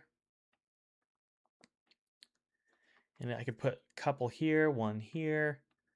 I don't want to use spare bushes like that because it's really, really annoying. So I need to create multiple bush cluster types. This is ugly, this is ugly. And then I can set the scale to -1. I can rotate them. Yeah. Let's take a look and see. Yeah, that has a lot more depth to it and it feels more professional.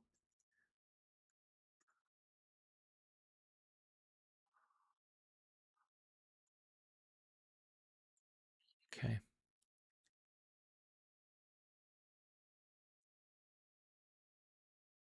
Right. Okay, I think we're okay there. Let's try out this approach with creating multiple bush cluster types. So I can take this here, do this, and just start tweaking it so it doesn't feel so repetitive, right? I'm learning so much today. It's pretty cool. I feel like that one needs to go in front.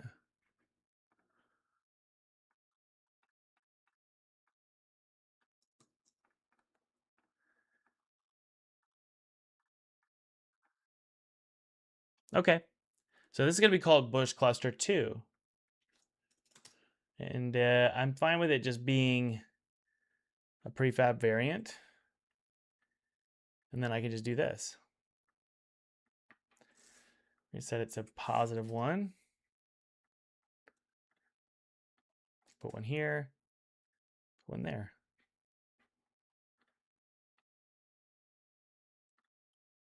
Let's see how it feels.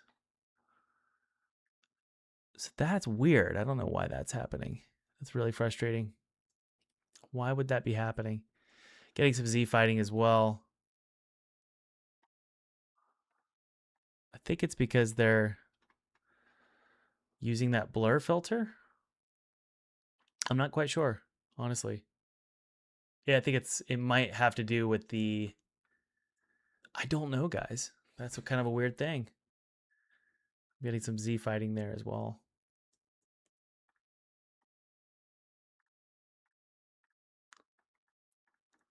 I'm learning.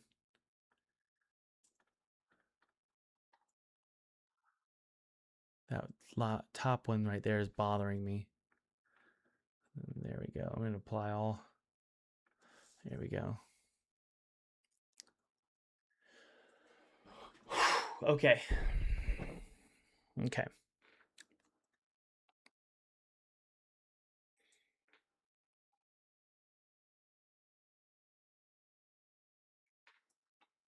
It's getting to the point where I'm starting to see just blurs. I can't quite see if this is any good or not. It's hard to know at this point. I don't know if I really hate that as much as I thought I did. But I'm going to try to put those clusters up front. Okay. And then what you can do with the clusters is you can just tweak them. You know, you can say, okay, I've got my prefab. Now I can just adjust accordingly and make it not look so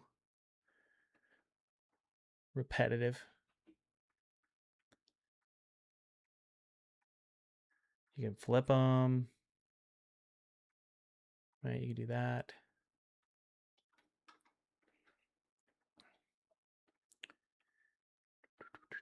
You delete some. So I think that's the benefit of having those clusters is you can edit them, but you can quickly place them, but you can also quickly edit them. Right? So there's bush cluster 2. Same over here, right? There we go.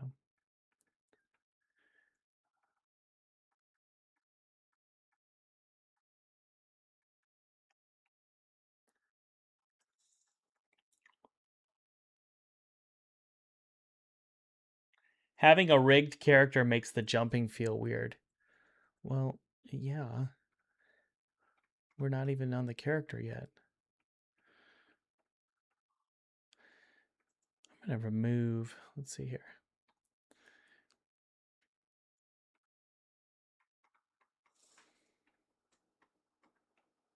Okay. So far, so good. Just double checking some stuff here. It doesn't feel horrible, you know? I'm feeling pretty good about it. How does it look without the player art? Yeah, it's feeling like Hollow Knight. Good. Okay.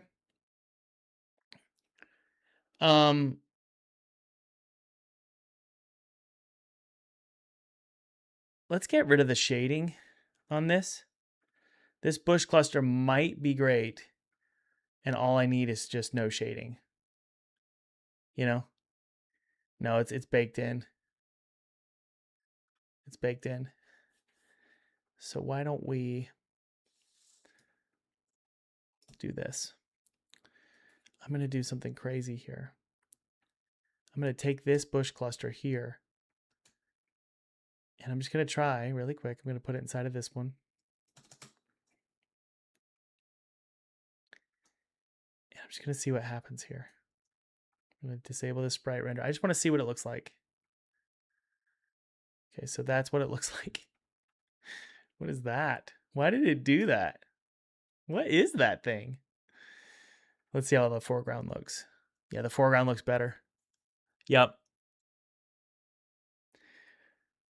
Because you're getting a lot more depth there. It looks 3D. Okay, we need that. Delicious. So here's what we're going to do. I'm going to rename this bush cluster to bush cluster foreground. I'm going to go inside of it. Paste this bush cluster. I'm going to break it apart actually. Prefab unpack. And put all these inside. These need to go right here. There we go. So this is our foreground bush cluster. This sprite render I'm going to remove. The problem is we have this weird, I don't know what that is. I don't know where that came from. I have no idea. I think that might be this, the background overlay for some reason. It looks like the background overlay is a prefab, which is hilarious. It's actually the bush prefab. I remember we did that actually. Yeah, so let's delete that and add a sprite renderer to it. All right, we're almost there, guys.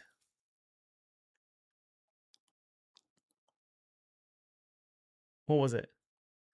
It was the background overlay. There we go. Good. Okay. Save it. No, we need to set it to. Oh, we might have a problem, guys. This background overlay is causing that glitch. If I turn it off, now let's see what happens here.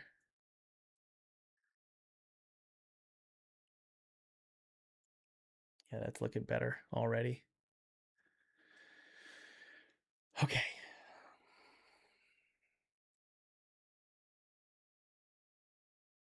It feels so 3D now. But we're getting some weird like clipping and stuff. And you could see it here.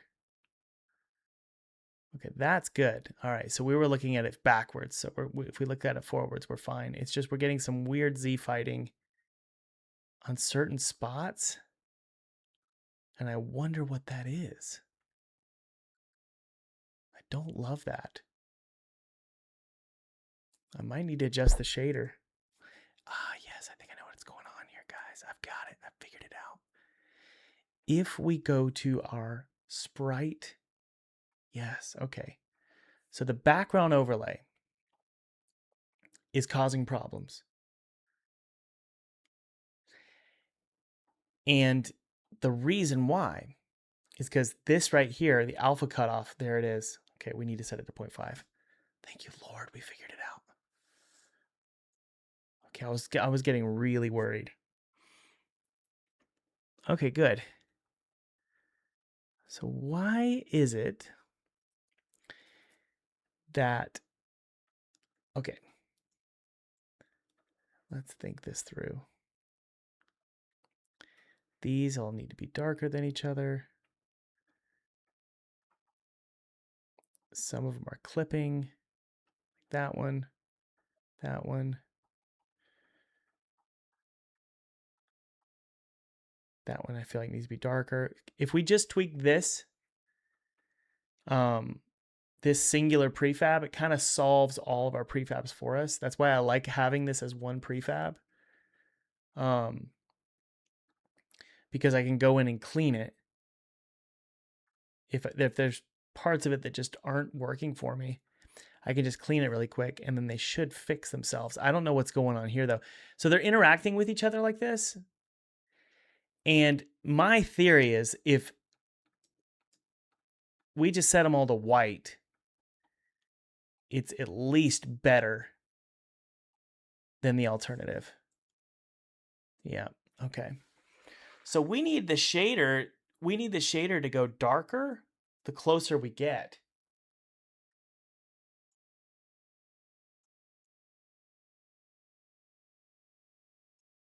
We're going to figure this out, I promise you. I do like how that looks though. It looks so much better now. It feels very 3D.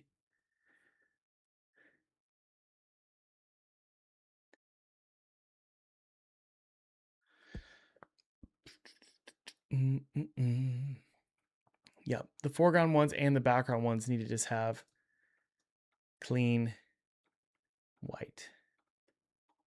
Okay, very good.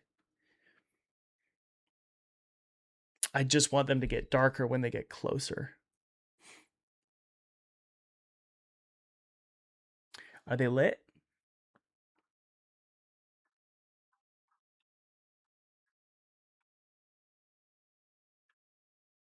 They're not lit.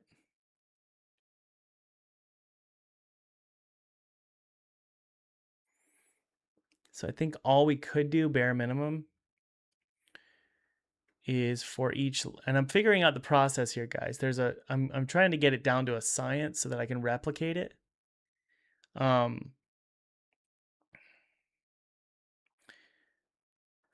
that's gonna be -1. Okay, I got it. Hang tight.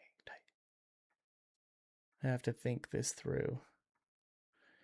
We got all these foreground bush clusters that are interfering with each other, and it could be that we just need to bring things closer again, like we had it, you know?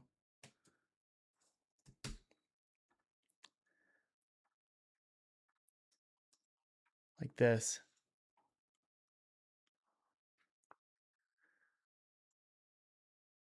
It doesn't bother me too much. They just need to get darker and darker. Otherwise, it gets really confusing.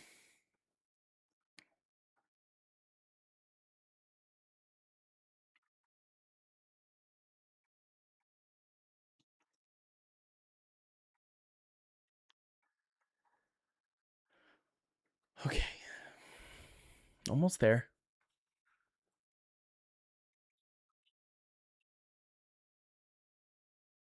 Okay, so here's what we'll do. These we're going to go black, but we can't.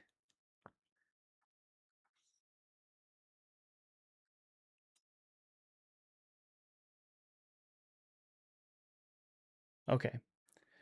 Foreground bush cluster. We need to set them all to a darker color. Like that. And we're going to see how this looks. Okay, we're getting there. All right. Okay. So that's our foreground bush cluster, right? And that's going to be used on parallax layer -1. Okay, so we're going to create a foreground bush cluster. I need a script. Yeah, okay. I need a script, a tool that will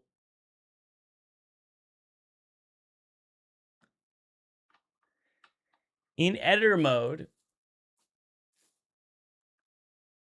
or in play mode, it will adjust the sprite so that they're darker in the front. I'd rather do that than have to do it manually.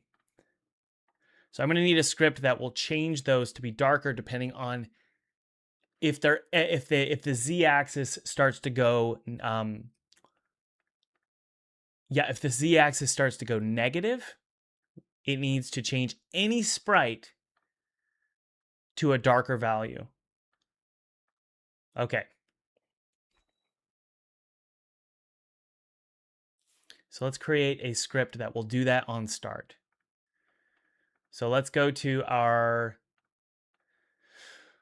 parallax layers here. I'm going to create a new script. I'm going to call this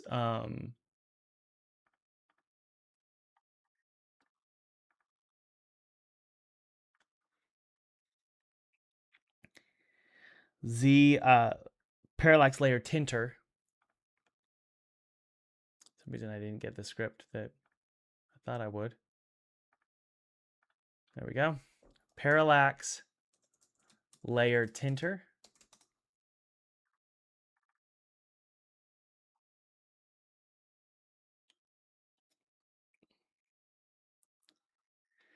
And we could do a shader, you're right. I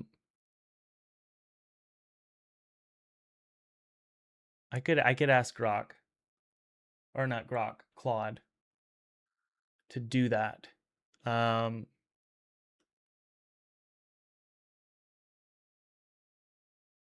Yeah, we could see if the shader could do that. Let me open up the shader and see if we can get it to happen.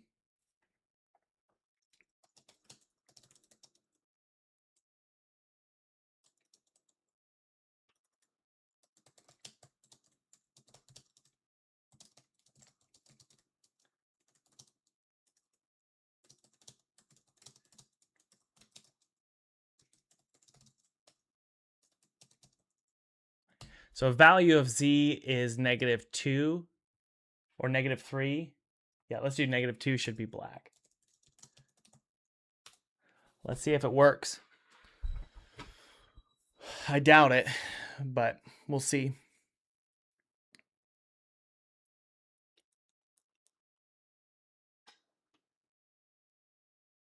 Yeah, I like the idea of it happening naturally and slowly becoming more and more black as we get closer to the camera, like this. Like these all should be black and be happening naturally, you know? Okay, so the shader is being adjusted by Claude right now. Use world Z position to the object to darken. The Z range maps 1 to -2, so brightness decreases. Okay. I'm going to save that and see what happens. Oh, it did it. Okay. Thank you. Who was that? Who was that? That was It Mowl. Now we have the shader automatically doing it thanks to Claude. There we go. So it's getting darker and darker and darker. I will say though that the I kind of wish it was occurring not so aggressively or exponentially.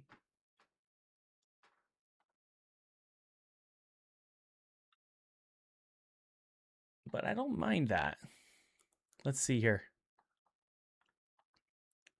These guys, this is parallax layer -1, If I were to do negative 1.5, it would be a much darker, right? And then this one is, yeah, that could work.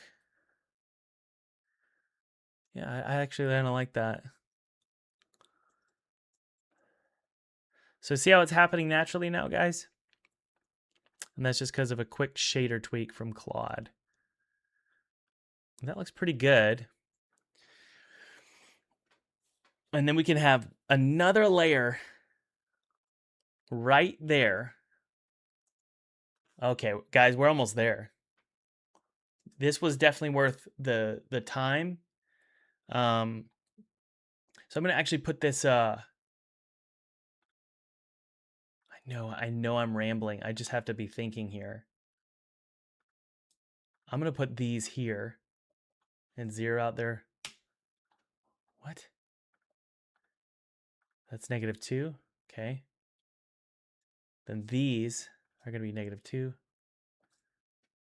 0. Let me think here. Okay. Give me a sec. Give me a sec. Okay. Okay. I'm going to revert back to what we were doing. -2. Then this is going to be -1. Okay. So it's nice and smooth. That's 0, -1. Yep. And then there's the -3. I guess we could just move up these and call it a day, you know? And then move down these. And if you're thinking, man, Thomas, you're taking forever, I'm trying to figure out the right process here to get this working properly.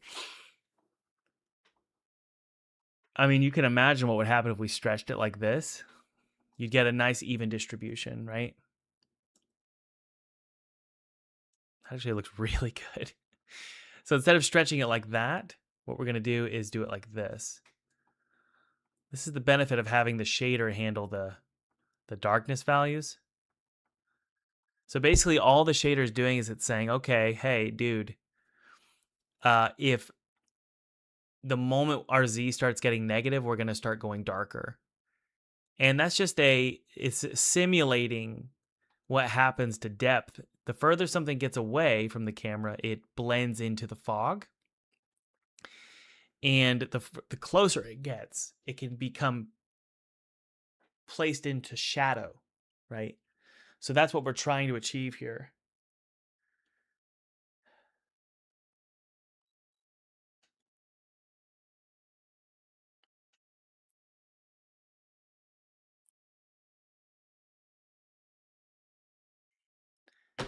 All right, let's take a look and see if that created a cooler effect here. Let's see. Yes, plenty of depth now. The black is being evenly distributed. Ooh, this is tough. This is one of the harder projects I've done.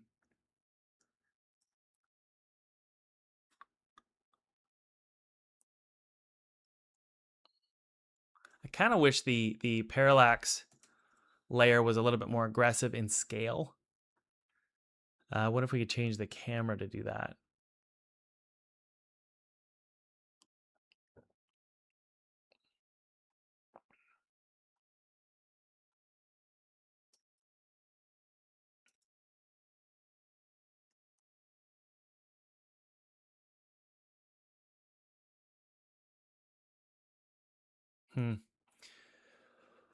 I wish they were just bigger, but I think we're okay. I might be getting too picky at this point, guys. Maybe, maybe not. Let's see how it looks. Yeah. That's good. And I think honestly, we could do the same with these. I'm not worried about the Z fighting anymore. As long as they don't, as long as it doesn't go in front of the actual,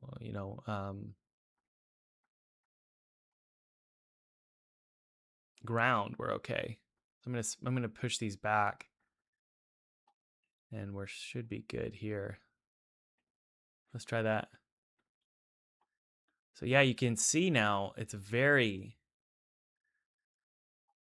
there's a ton of depth.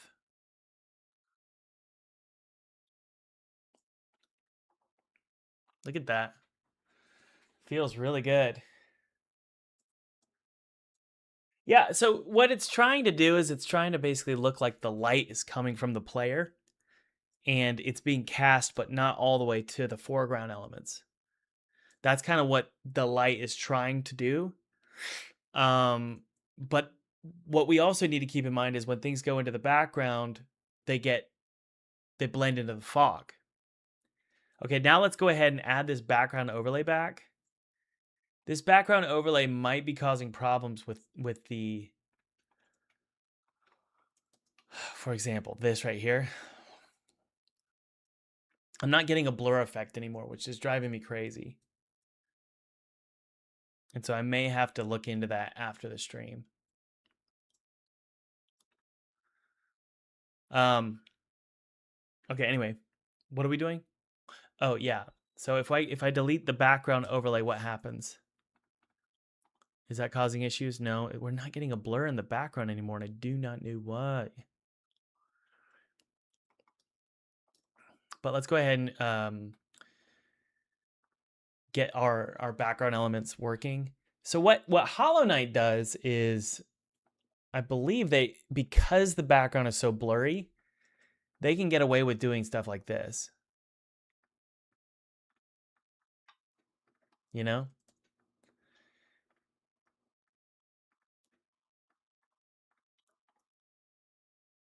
That looks great. That's what we needed to do. Y'all, I think Hollow Knight is 2.5D. I think it's 2.5D. Because this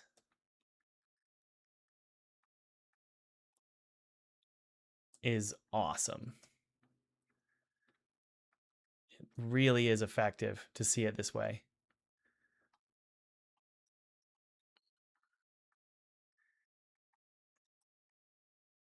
Okay, this is where the magic happens. I just realized that this is what it's going to be.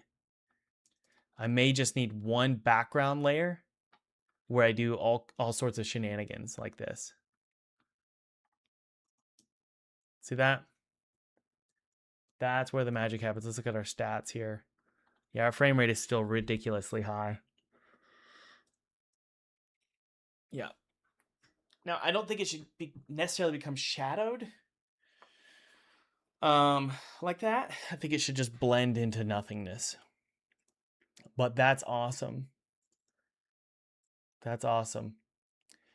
I'm going to keep all of these bush clusters here on the last layer. That's going to be parallax layer 5. This is our background layer. So I'm going to make sure that all of these clusters are back there. I don't know what that is. That's layer 2. Let's see. Yeah, that's great.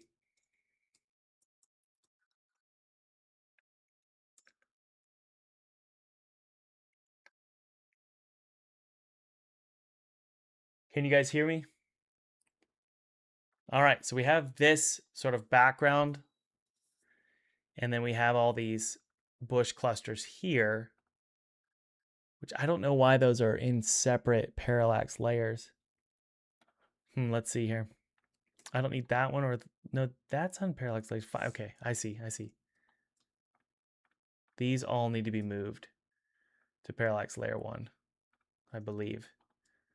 Yes, okay. Oh my goodness, that depth is so magical. It suddenly just brings the whole game to life. Oh, I love that.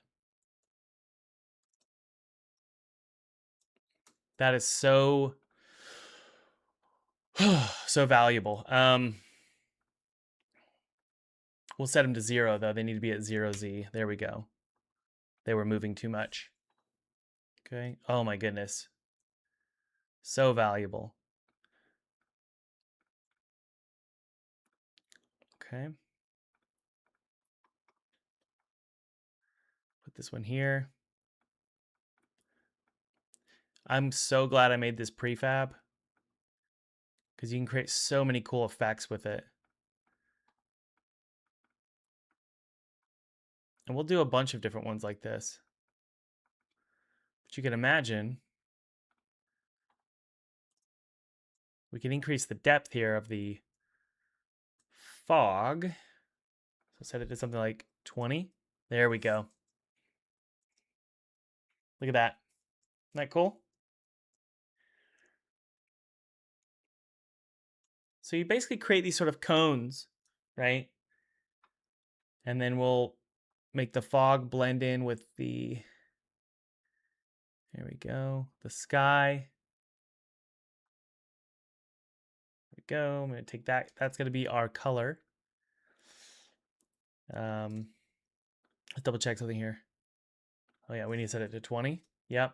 And then we'll set the sky for the camera to be that same color. So now it all blends in and just goes into nothingness, right? All right, let's move our camera a little bit. It's too high.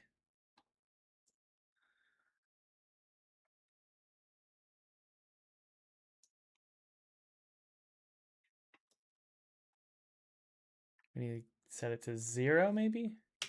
And then this polygon camera collider maybe needs to be higher. I don't know. Because I don't know why it's not allowing me to go higher. Let's see. Nope. There we go. 1.17. That feels so much better. Thank you, Lord. Okay. Now.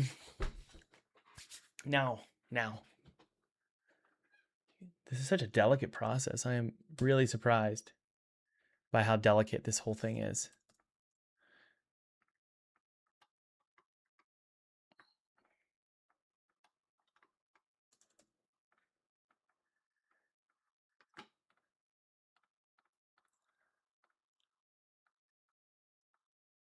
Very delicate process. You really have to have a strong understanding of what you're doing, or you can get really, really confused.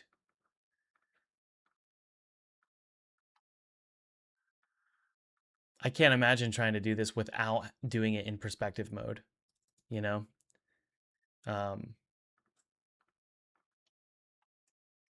Check that out. And then we'll create foreground elements that sort of frame it in.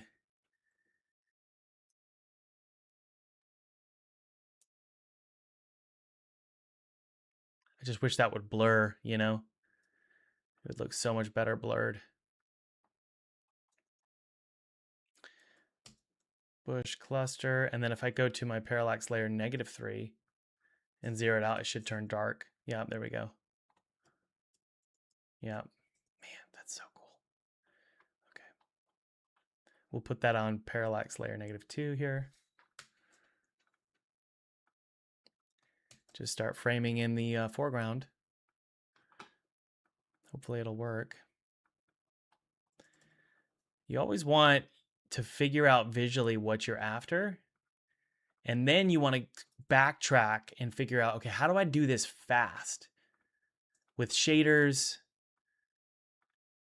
and with systems, right? You always want to think about ways to get that look and feel to occur quickly.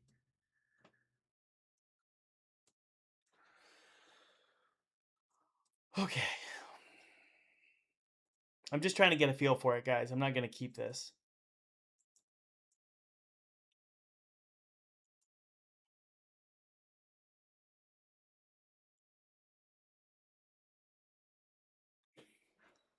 Yeah, those need to be shrunken.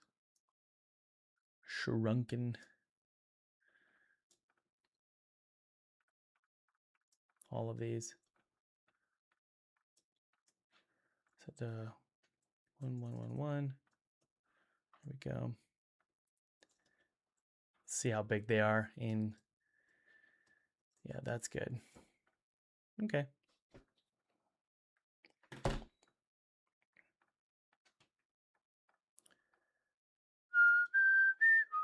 And they could probably be right here, honestly. You know, just sort of wrapping the scene.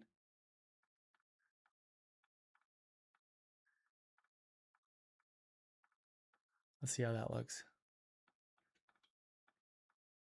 I do not envy Team Cherry at all. This is nuts. I hate this.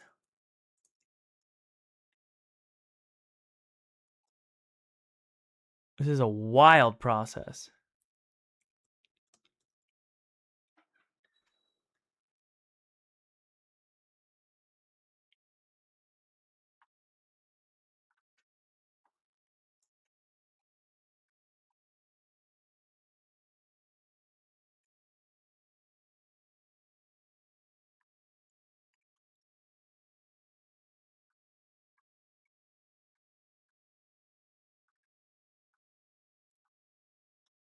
Can you imagine set dressing an entire scene? I mean, my goodness.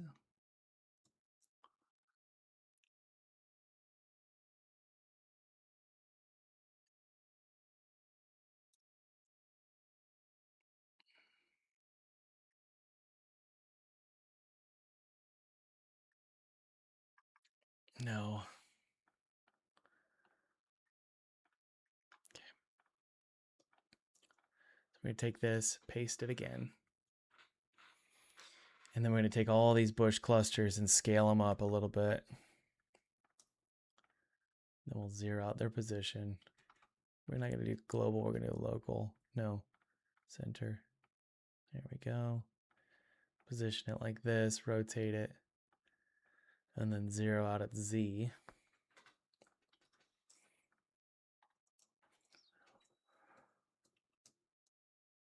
There we go.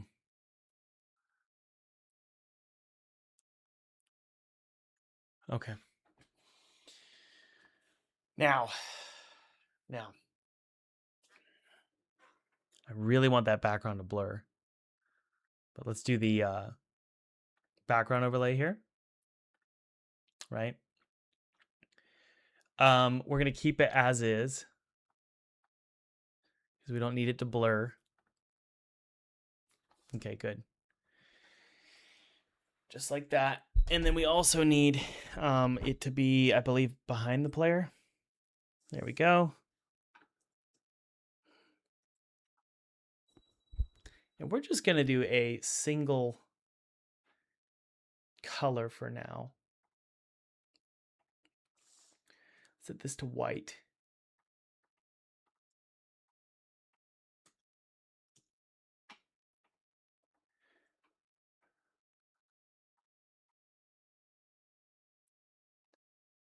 Saturate it.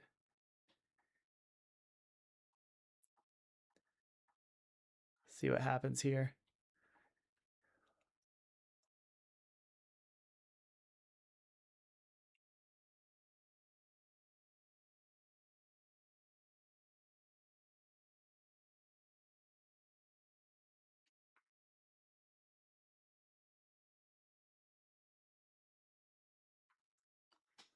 Set it to -1. Okay, so we've got our background overlay, right? But now we also need the background glow, which is going to be the white circle. Set it to 3 by 3. We need to make sure that white circle isn't cutting off at the top there. Good. Okay. Set it to white. We're still getting a little bit of a cut. We'll do 2000 by 2000. There we go. Hit apply. There we go. It's still cutting off, and I don't know why. Let's see.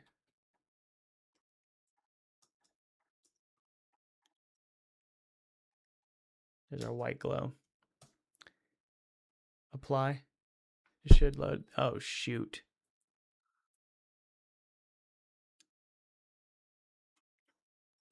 That really sucks. You got to be careful, dude.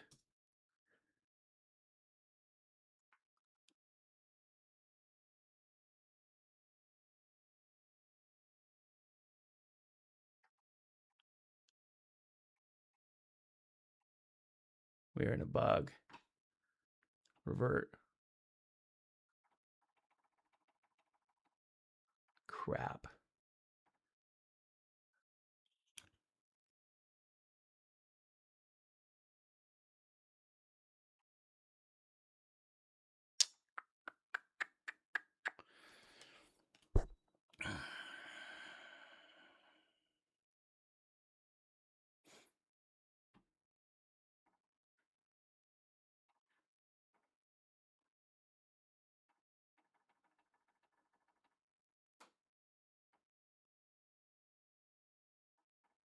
I'm not even going to react to it.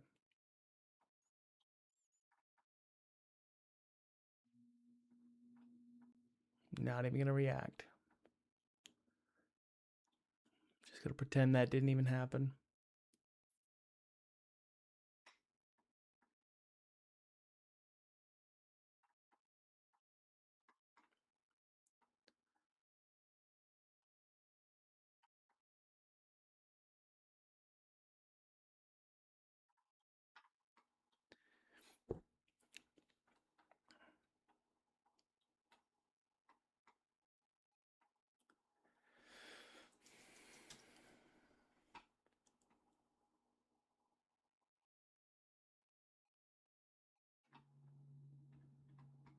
What the F happened to everything?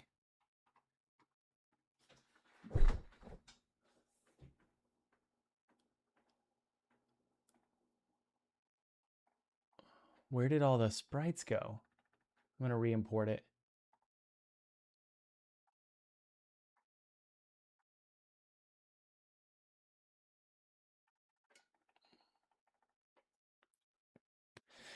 Let's go to GitHub and see what's going on. I think I can potentially resolve this by discarding some stuff on GitHub.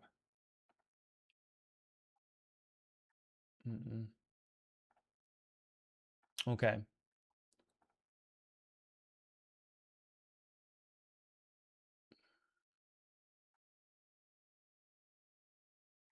Discard the metadata.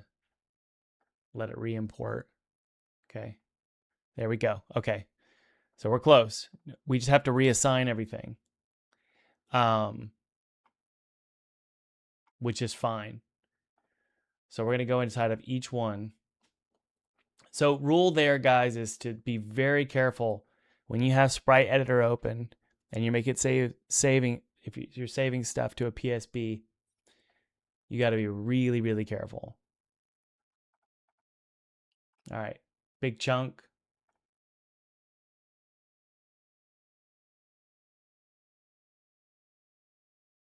Drag in big chunk.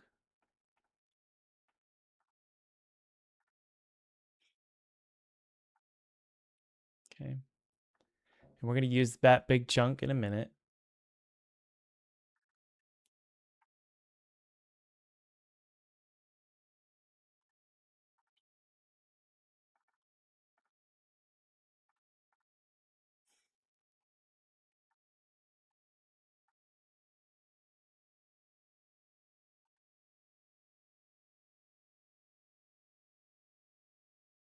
Man, this is so frustrating.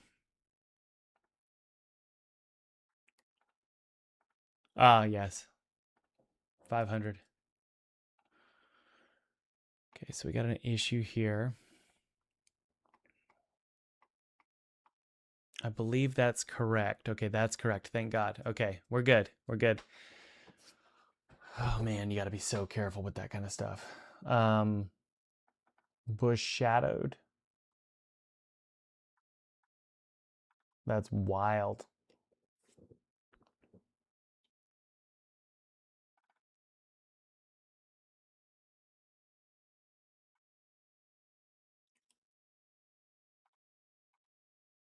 Good. There's our character.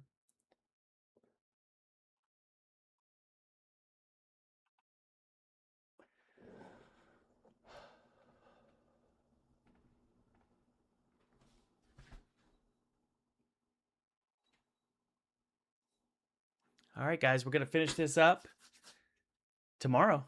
I got to run. Daddy duty. Be sure to download that game kit below, okay? That game kit's going to help you create a platformer, okay? I'm going to resolve these issues. I'll see you guys tomorrow. Hopefully integrating some animation